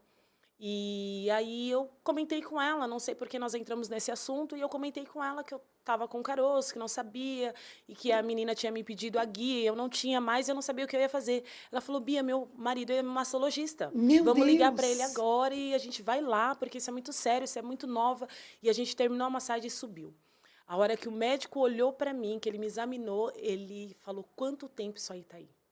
E eu fiquei meio assustada, assim, com a cara dele. E aí eu falei, ai, faz pouco tempo, né? Fiquei meio sem graça. Só 1 ano e meio. E aí ele pegou e falou, não, tem muito tempo, porque você já está com uma deformação, e falou o nome. E aí ele falou, não, a gente precisa fazer algo rápido, eu vou ligar para um amigo meu, ligou para um mastologista lá em Bragança, doutor Anastácio, maravilhoso. E foi tudo encaminhando, pastora. Você vê que Deus já estava cuidando de você. Já estava cuidando. Em tudo, né? Em tudo. Porque, mesmo assim, você sem conhecê-lo. Mesmo sem conhecer, porque eu vi Deus em tudo mesmo. Aleluia. Passei com ele no mesmo dia que eu comentei com ela, cheguei lá, um consultório super chique, ele me atendeu, foi super atencioso, pegou o telefone na minha frente, ligou, doutora Anastácio, estou mandando uma pessoa assim, assim, assado, é uma amiga da minha esposa, queria que você desse uma atenção. Não, pede para ela chegar na recepção e me procurar. E aí os meus irmãos até foram comigo e eles comentaram, nossa, tá com moral, hein? Porque eu chegava nos locais e falava com quem tinha me indicado, e foi o doutor Nelson que pediu para me falar com o doutor Anastácio. Opa, abre a porta, manda entrar. Não pegava nem fila, para nada, foi muito lindo mesmo. E aí, quando o doutor Anastácio lá de Bragança me viu, mais um detalhe de Deus, ele falou, você já fez a biópsia? Eu falei, não, ele 1 ano, como você não fez ainda? Vou ligar no AME. E ele era presidente do AME. Meu Deus do céu. E aí ele ligou e falou, tô com uma paciente assim, assim, e eu preciso que vocês me Olha, façam isso uma eu não biópsia sabia. essa semana. E aí eu Ó, fui até lá me e arrepia. comecei a ficar, né, vendo que o negócio estava sério. Eles estavam muito Todo mundo assustados, correndo com muita correndo, pressa. com muita pressa, e eu ali, né, meio assustada, mas sem entender. E aí fui lá, quando eu cheguei lá, por ele ser presidente, por ele organizar as coisas, todo mundo me tratou muito bem também. Não pode entrar, não peguei fila para nada, pastor, é Glória a SUS, não peguei Deus. fila. Cheguei lá, fiz a biópsia, e aí voltei para lá com o resultado da biópsia em 5 dias, e ele ligou para o Instituto do Câncer lá em São Paulo, que foi onde eu fiz o meu tratamento. E quando eu Deus foi cheguei, abrindo todas as todas portas, as porque até portas, chegar lá, você teria que passar pelo encaminhamento do médico, por muita depois você coisa, passar a fazer a biópsia, fazer os exames para muita poder ser coisa. encaminhada. Pastora, eu tenho certeza que foi Deus que cuidou Com desse certeza. tratamento, porque chegando no hospital, lá o Instituto do Câncer é muito grande, Muito. muito grande. E a gente viu muita gente, Coisa centena feia, né? de gente, centena de gente. Meu irmão falou, nossa, a gente vai demorar aqui, vai passar o dia todo aqui. E aí eu entreguei a carta com o nome, passou alguns minutos, Meu a mulher me Deus. chamou. E aí, quando ela olhou o meu exame, ela falou, sua biópsia saiu faz 5 dias sua biópsia saiu? Eu falei, foi. Como? Doutora Anastácio, ela falou, você viu aquela quantidade de gente lá fora? E eu falei, vi. Ela falou, tem gente que está ali há 1 ano Meu Deus. esperando por essa consulta. Então, assim, agradeça muito a Deus. Eu não sei se você tem fé, mas agradeça a Deus, porque aquelas pessoas estão esperando há muito tempo. E aí começou. Eu passei primeiro com assistente social para ela me explicar como seria o tratamento.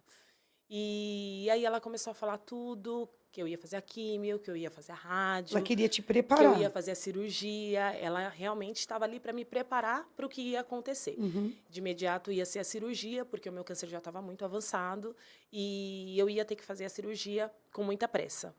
E aí ela começou a falar essas coisas e eu ouvindo, só que o tempo todo eu estava muito calma, muito tranquila. Até quando eu recebi o resultado da biópsia, que era um tumor maligno. Maligno. Maligno. Eu me lembro que eu estava sentada na sala e fui sozinha. Fui sozinha para lá, porque os médicos já tinham avisado que provavelmente era um tumor maligno, só Sim. precisava da biópsia para ter a certeza. E eu lembro que algumas pessoas saíram da sala chorando, Arrasadas. uma parada, gritando. Tinha mulher que gritava, um desespero total. Quando eu entrei na sala, o médico falou, você está sozinha? Não, você não quer ligar para ninguém, para alguém da sua família? E eu falei, não precisa, eu estou bem. Ele falou, não, mas era importante ter alguém que... Eu falei, não, eu estou super bem, eu estou bem de verdade. E aí ele me deu o diagnóstico e ele falou, você está bem mesmo? Ficou assustada porque eu não tive reação.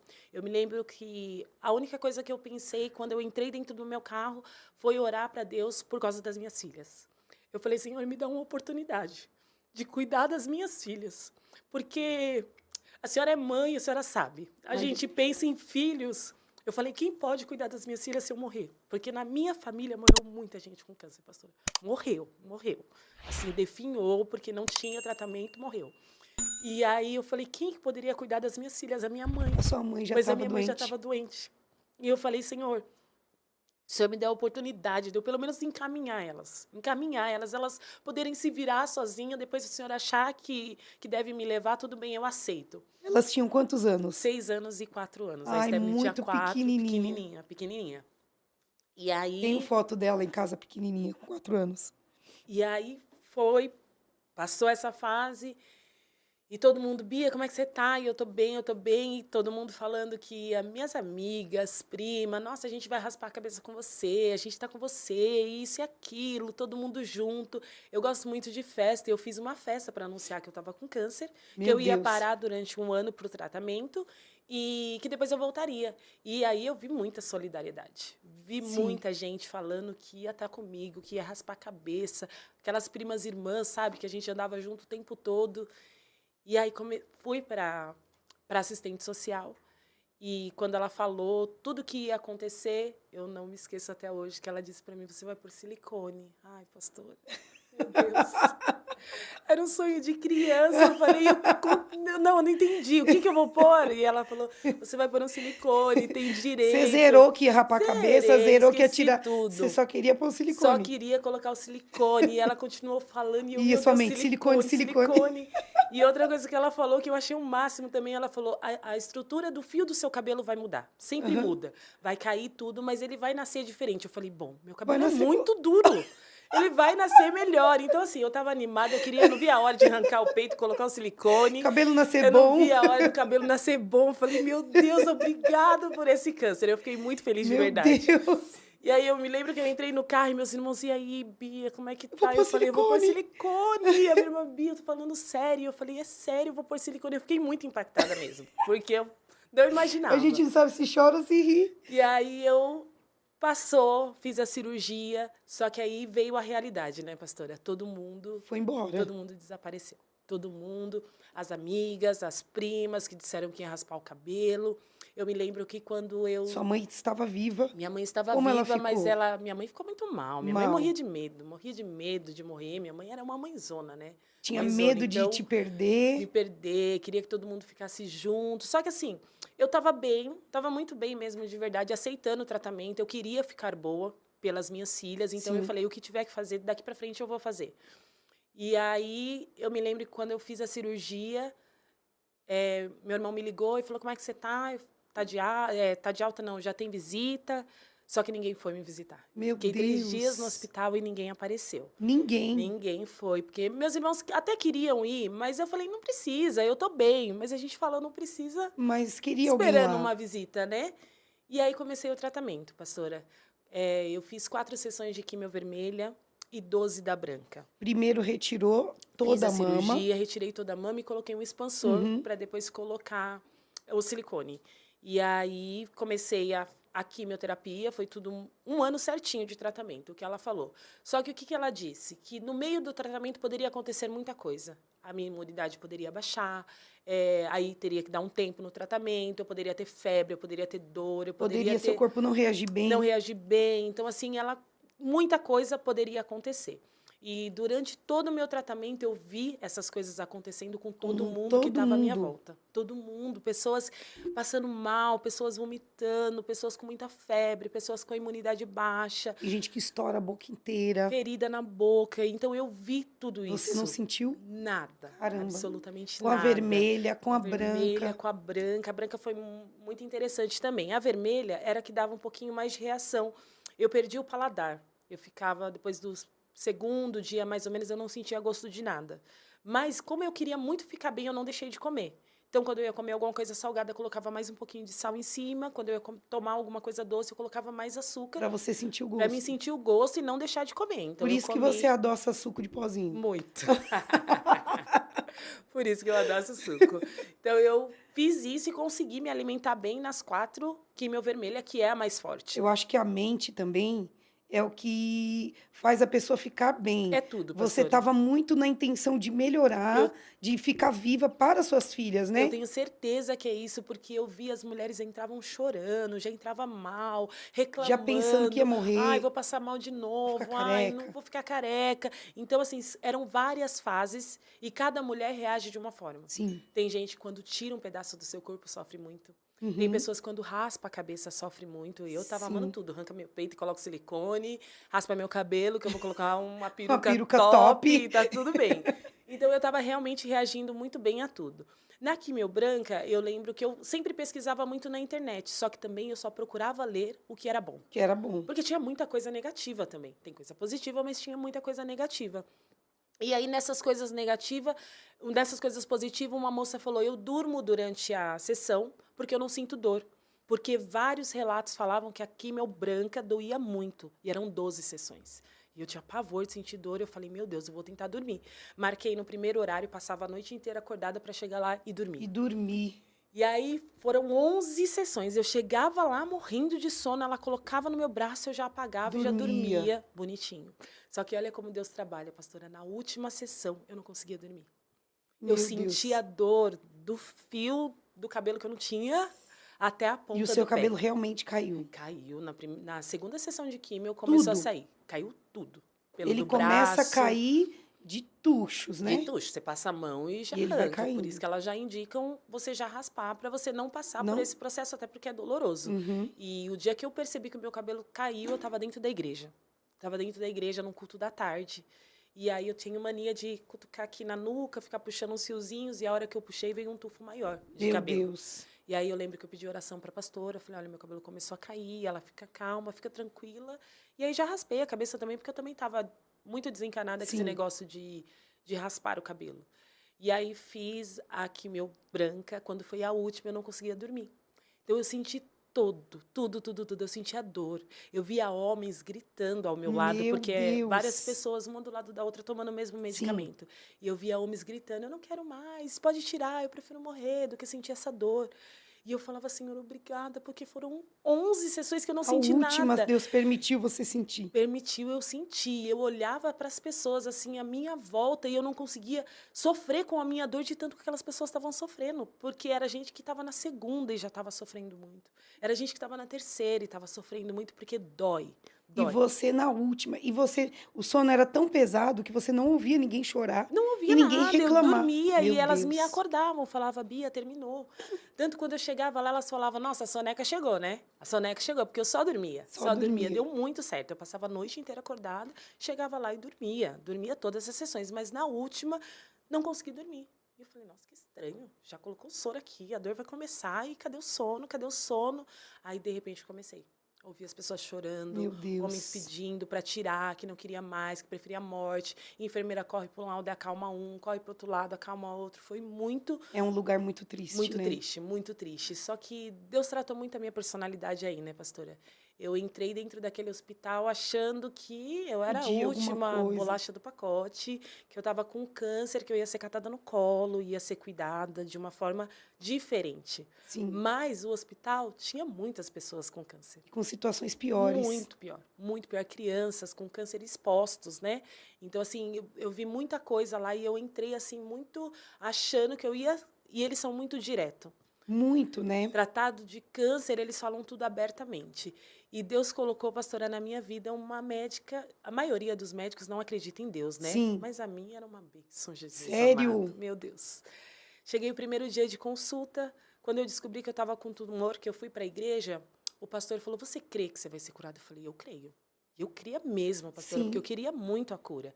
E ele falou, eu vou orar por você por 3 semanas.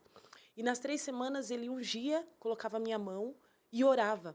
E hoje eu entendo isso, mas na época eu não entendia. Eu senti o caroço diminuir e crescer na minha mão. Eu acredito. Diminuir e crescer na minha mão. Eu falava, como que eu vou falar isso para as pessoas? Ele fazia... Exatamente esse movimento. Tinha um Eu senti movimento. ele diminuir, aumentar, diminuir, aumentar. E eu falava, tô maluca. Não posso nem contar para ninguém. E eu realmente não tinha ninguém. Eu não tinha um amigo, eu não tinha ninguém para comentar as coisas que estavam acontecendo comigo Não ia durante o falar para tratamento. tua mãe, para não deixar ela mais preocupada. Isso. E aí foram essas 3 orações, e eu indo para a igreja, mas eu senti isso diminuir e crescer na minha mão. E quando eu fiz o meu primeiro exame, o meu tumor estava com 5,5 centímetros. Quando eu cheguei no hospital, estava com 3,5. Meu Deus. Sem nenhum medicamento. Aleluia. E aí eu falei para a médica, eu falei, olha, toda feliz, estava muito animada, porque eu tinha acabado de pegar o resultado. E eu falei, já aconteceu um milagre, porque já diminuiu 2 centímetros sem nenhum medicamento. E ela riu da minha cara. E ela falou, impossível, impossível, sem nenhum medicamento. Ela falou, alguém errou. Ou o médico de lá, ou o médico daqui. E aí eu fiquei muito irada, né? Porque eu mirava com muita facilidade, eu fiquei muito brava. E eu falei, eu não vou passar com essa médica. Ela ficou rindo da minha cara, eu fiquei muito nervosa, saí de lá, meu irmão, calma, meu irmão tentando me acalmar. E eu falei, eu não quero passar com ela. Na próxima consulta, eu vou até a ouvidoria e vou reclamar dela. Porque ela foi muito Fria. fria, ela tirou sarro, Sarcástica. sarcástica ao extremo. E aí eu fui na ouvidoria. Chegando na ouvidoria, eu falei, olha, aconteceu isso e isso e isso com a minha médica e eu não quero mais passar com ela, eu quero que vocês troquem a médica muito arrogante, falando. E eu tenho certeza que foi Deus também que colocou aquela moça para me ouvir, porque ela ouviu a minha reclamação. E quando eu me acalmei, ela falou, agora eu posso falar uma coisa? E eu falei, pode.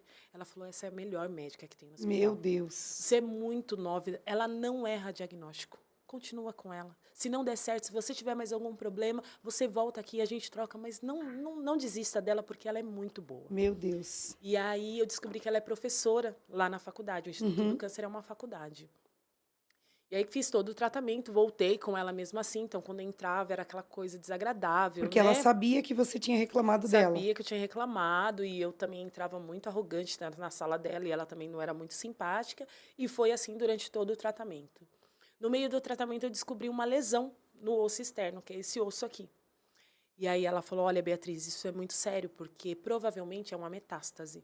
Você demorou muito para iniciar o seu tratamento, então com certeza o seu câncer já está enraizando para outro lugar. Meu Nós Deus. fizemos uma tomografia e a lesão era bem grande. Ela falou, como eu não posso parar o tratamento da mama para cuidar desse osso, eu vou pedir uma irradiação aí, você vai fazer uma radioterapia aí, para ela não aumentar. Mas ela não vai sumir, ela é só para ela não crescer. Vamos tentar segurar ela, porque eu sentia muita dor nesse osso. E aí, continuei o tratamento, ela fez a rádio nessa lesão. E a rádio queima a pele. Queima a pele. Meu Deus. Só que você não sente a dor.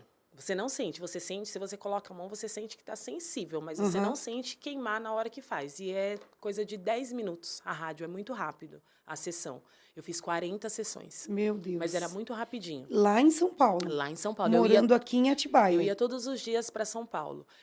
Aqui em Atibaia o pessoal reclama muito do SUS, né, pastora? Mas eu vi assim um cuidado muito grande, porque aqui tem um trabalho chamado PAI, uma ambulância que pega você na porta da sua casa e leva você até lá. E quando eu chegava lá também, aconteceu muita coisa também no meio do caminho, porque, pastora, eu via pessoas que moravam tão longe, que andavam a pé de madrugada. Gente que morava no sítio, só que a van não conseguia chegar até o lugar. Aí tinha que se então locomover. Ela saía, se locomover uma hora e meia andando para chegar até o lugar. Coisas que me comovia também demais, porque, assim, graças a Deus, eu tinha uma estrutura financeira boa. Sim. Nunca fui rica, mas nunca me faltou nada. Então, como eu trabalhava, eu Deixava tinha meu teu salário, carro meu ali. benefício. Não, eu ia com a van. A van passava na porta da minha casa Olha e isso. me pegava. Só que eu tinha dinheiro para tomar café, tinha dia que a gente passava o dia no hospital. Sim. Porque é exame, era muita coisa. E nesse tempo, pastora, eu vi muita criança. A mãe falava, espera, essa bolacha é para você comer mais tarde, Ai, que porque dó. você não vai ter. E aí eu tirava alguma coisa que a minha mãe falava, leva comida, para você não ficar com fome. Dava para as crianças. E eu levava muita coisa e eu dava para as crianças. E eu falava, meu Deus do céu. Como eu sou via, abençoada. Como eu sou abençoada. Eu via crianças chorando, De porque estava fome. com fome. E mães que dormiam no hospital, que não tinha condições de ir e voltar, e dormia no hospital. E meus irmãos, eles se dispuseram aí comigo, só que era um gasto muito grande. A gente gastava com estacionamento, a gente gastava com comida lá. Então, eu optei por ir pelo pai, né, pela van, mas eu pude presenciar isso, assim, a necessidade que as pessoas passam, né? Que além da doença, que é muito difícil, eu tive a doença, mas o hospital parecia um hospital particular, pastora. A dificuldade do SUS é você conseguir os encaminhamentos. Sim. Mas depois que você Mas entra, a estrutura depois lá, que você tá lá dentro, meu, eles tinham tudo, psicólogo, eles tinham tudo dentro do hospital. E durante um ano que eu fiquei naquele hospital, todas as vezes que eu entrava lá, eles falavam, você é acompanhante? Porque eu ia com porque essa você cara. ia toda linda, maquiada, Eu cabelo ia com novo. essa cara de salto, me arrasando com a minha peruca maravilhosa. E aí eles falavam, você é acompanhante? Eu falava, não, era paciente. Mas eu olhava ao meu redor e eu via as pessoas realmente sendo amparadas, Sim. sabe? Com muita dificuldade, com muita fraqueza, com muita, muita dificuldade. E eu falava, meu Deus, o que está acontecendo? Por que eu não estou sentindo nada? Por que está todo mundo assim? Sendo que você já estava com metástase, Isso. né? E aí terminei o meu tratamento da mama. Fiz a rádio, fiz a químio, fiz a minha cirurgia, coloquei o meu silicone, passei com o meu cirurgião também. E Deus é tão bom que no dia da minha cirurgia, o cirurgião entrou na sala e falou, Bia, eu preciso tirar um pouco de gordura de algum lugar. Se você quiser, a gente pode limpar a sua barriga e as suas costas. Ainda aí- ganhou uma lipo de e graça. ainda ganhei uma lipo. Eles Meu fizeram uma lipo na Deus. minha barriga e nas minhas costas. Então, eu tava Arrasando. como? Arrasando, feliz, assim, maravilhada com tudo que estava acontecendo. Terminei meu tratamento e aí a médica falou, Bia, agora a gente vai tratar daquela lesão. Como é no osso, não tem o que fazer. Não dá para cortar um pedaço do osso e arrancar Ainda fora. mais aqui no meio. E aí fomos...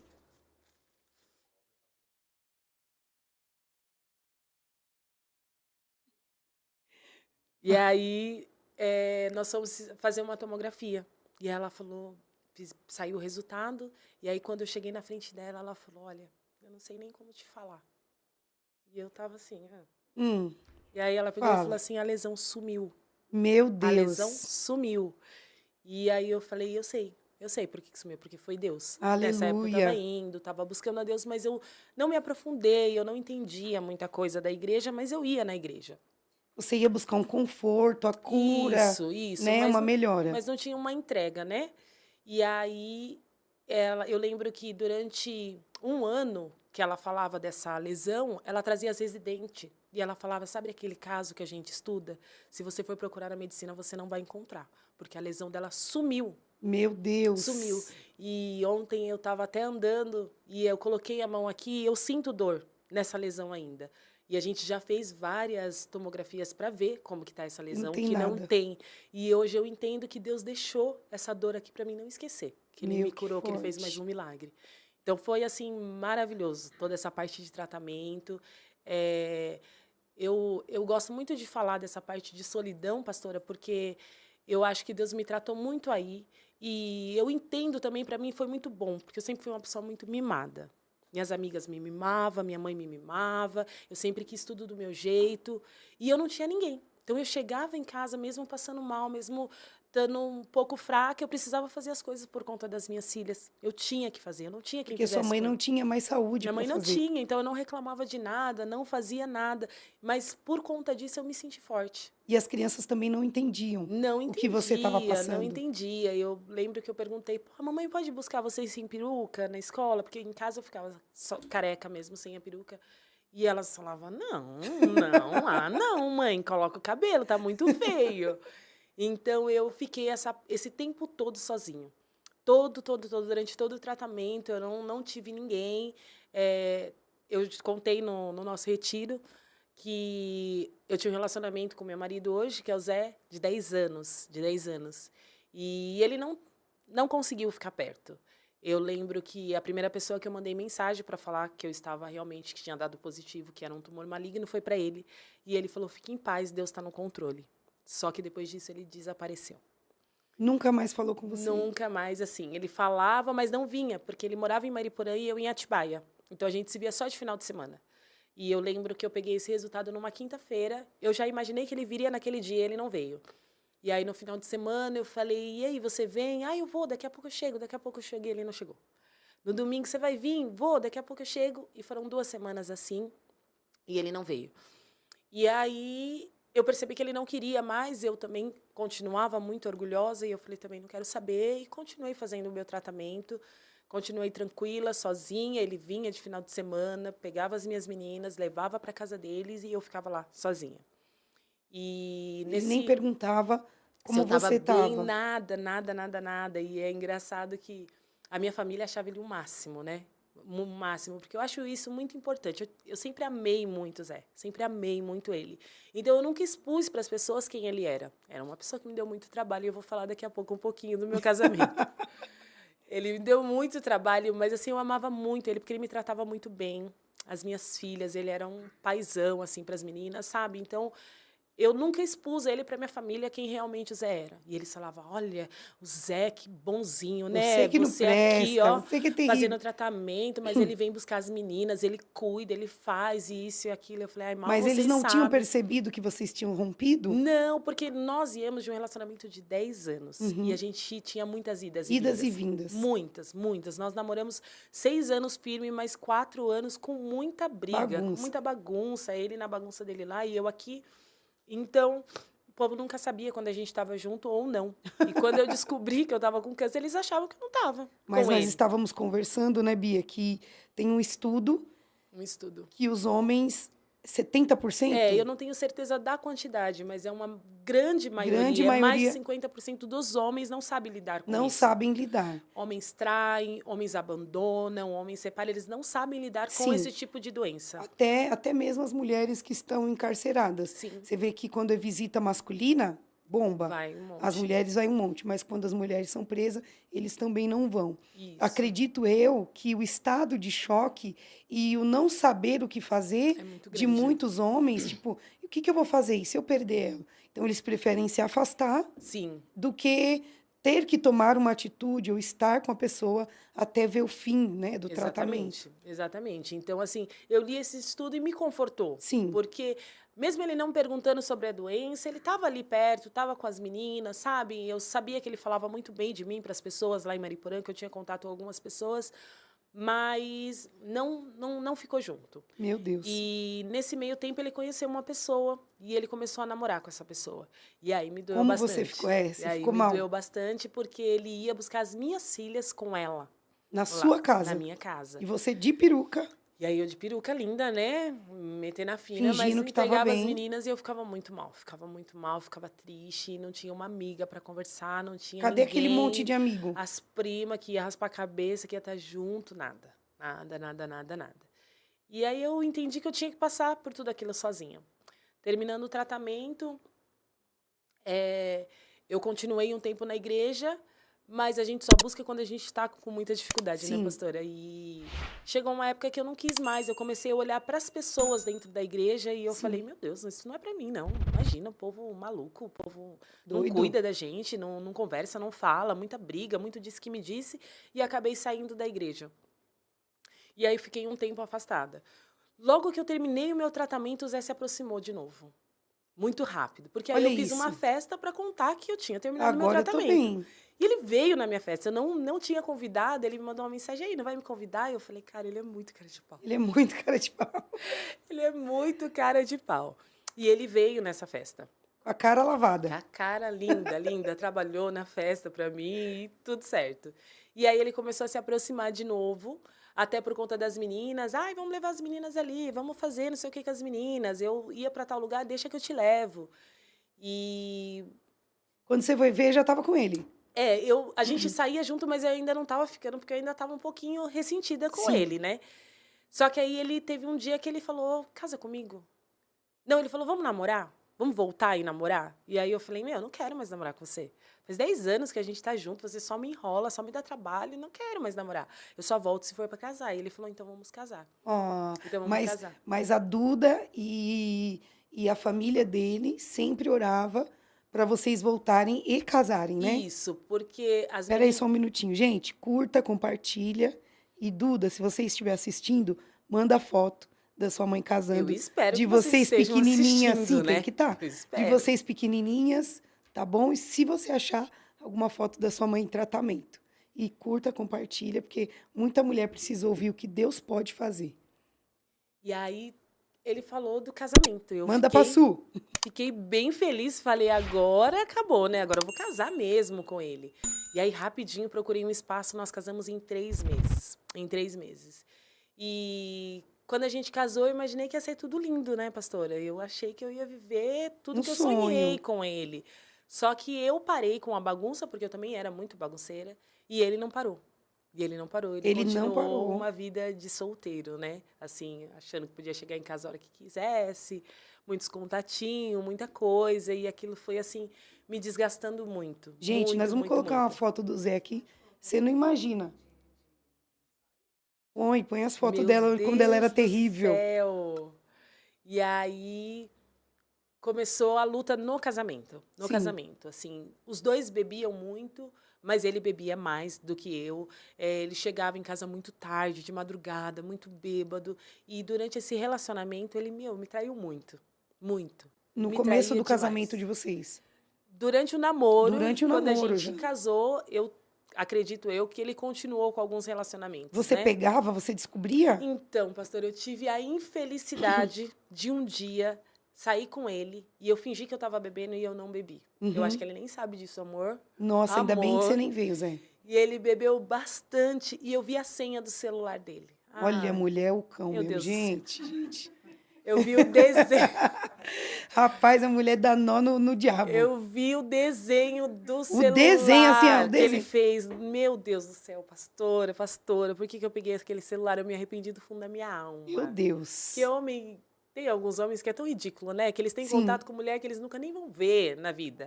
Fala, ele chamava de amor, mandava bom dia, era uma coisa Meu assim Deus. absurda, absurda. E aí eu peguei esse celular e vi tudo. Cheguei pra minha sogra e falei, olha, tá acontecendo isso, isso, isso, eu não quero mais. Eu não quero mais. E aí ela chamou ele pra conversar. Ela Sua falou, sogra, olha, mulher de Deus, de oração. maravilhosa, maravilhosa. E aí ela falou pra ele, assim, sentado na sala com as irmãs, ela falou, você não pegou ela na rua, você sabe que ela tem uma família. Toma. E se você não for homem pra assumir ela, você vai com ela até a casa dela devolver ela pro pai dela. Meu Deus. Isso que é mãe. E aí ele abaixou a cabeça, né? Porque ele tinha muito medo da mãe dele, respeita muito a mãe. E aí ela falou, Bia, me dá só um tempo. Dá só um tempo, não desiste agora, né? Foi tão difícil para vocês casarem, ficarem juntos. E aí eu tentei mais um pouco, ele deu uma melhoradinha, mas mesmo assim não muito. E aí, Ele dormia bêbado no carro, né? dormia bêbado, chegava assim, ele trabalhava em Terra Preta e dava 6 horas, dizia, dia de sexta-feira era a minha tortura. Sexta-feira, porque eu sabia que ele nunca chegava em casa no horário. Então era 10 horas, 11 horas, meia-noite, eu ligava, ele não atendia, e depois eu vou raiva. explicar também o porquê que ele não atendia. E chegava em casa muito ruim, tinha dia que ele não conseguia descer do carro, de tão bêbado que tava. Parava na porta, que Deus, né, coloca anjos para carregar bêbado. Deus guarda os bêbados e as crianças. Com certeza. E aí colocava ele na porta de casa e ele dormia, e eu saía, olhava, via lá, tinha dia que eu queria bater, puxava no tapa, tinha dia que eu brigava, gritava, e era uma tortura. E aí foi quando eu voltei para a presença de novo. A senhora me convidou para A minha irmã falou: Sim. Bia, tá tendo uma campanha Nos vizinhos aqui do lado. Tem uma negra que canta muito. Você precisa ouvir a voz dela. E aí eu fui. Na verdade, eu fui quando eu estava fazendo tratamento, né, Sim, pastora? você Fui foi, tava durante fazendo o tratamento, tratamento. fui sozinha algumas vezes, né? Sim. Mas aí eu lembro que a senhora me convidou para ir quando ia começar o culto mesmo Sim. na sua casa. E aí eu já estava muito cansada, muito desgastada do meu casamento. Eu me lembro que eu entrei dentro do carro e eu falei para ele, ó, vai ter um culto na casa de uma amiga minha e eu queria saber se você quer ir. Ele, não, vamos, porque ele se converteu antes que eu. Uhum. Quando eu conheci ele, ele falou, olha, eu era da igreja, eu me afastei dos caminhos do Senhor porque eu era da Deus e Amor, era uma igreja muito rígida. E eu falei para Deus que o dia que ele me desse uma esposa, eu voltava para a presença dele. E digo mais, eu tenho um chamado para ser pastor.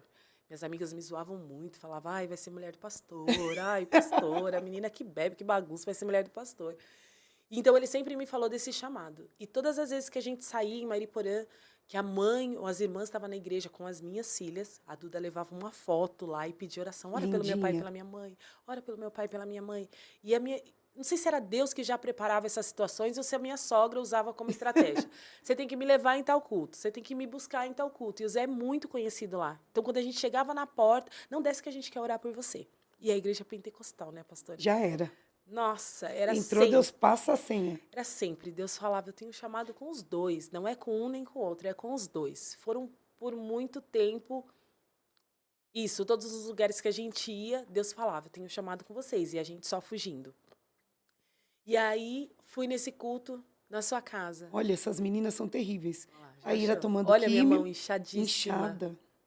Mas tudo combinando lá, ó. Tudo combinando. Imagina, sapato de onça verde, calça verde, um sucesso. Mas nem o câncer me derruba. Não me derruba. E aí... Casamento, né? Não, esse aí foi o casamento da minha cunhada. Essa cunhada. Da minha cunhada.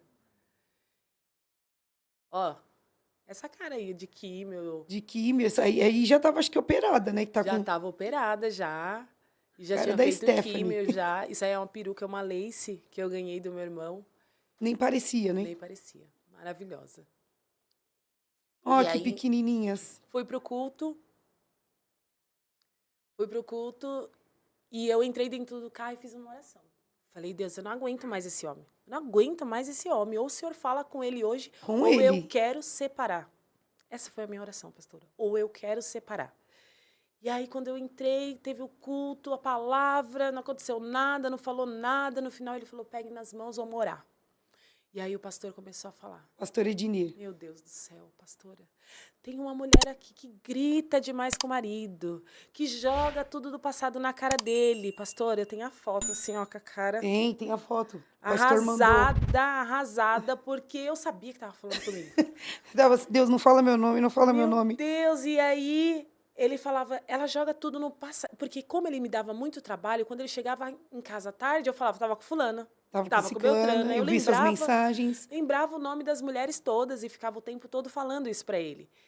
E aí ele falou, começou a falar isso e eu de cabecinha baixa e ele falou, para você saber que sou eu, Deus falando, ele manda te dizer que se você não confia nele, separa. Meu Deus. Aí eu desmoronei, fui para casa murcha, ele com um sorriso de orelha a orelha, Ele né? também Porque já ele sabia que era você. Sabia que era eu e eu fui para casa pensando, falando, Deus, como você teve coragem de fazer isso comigo?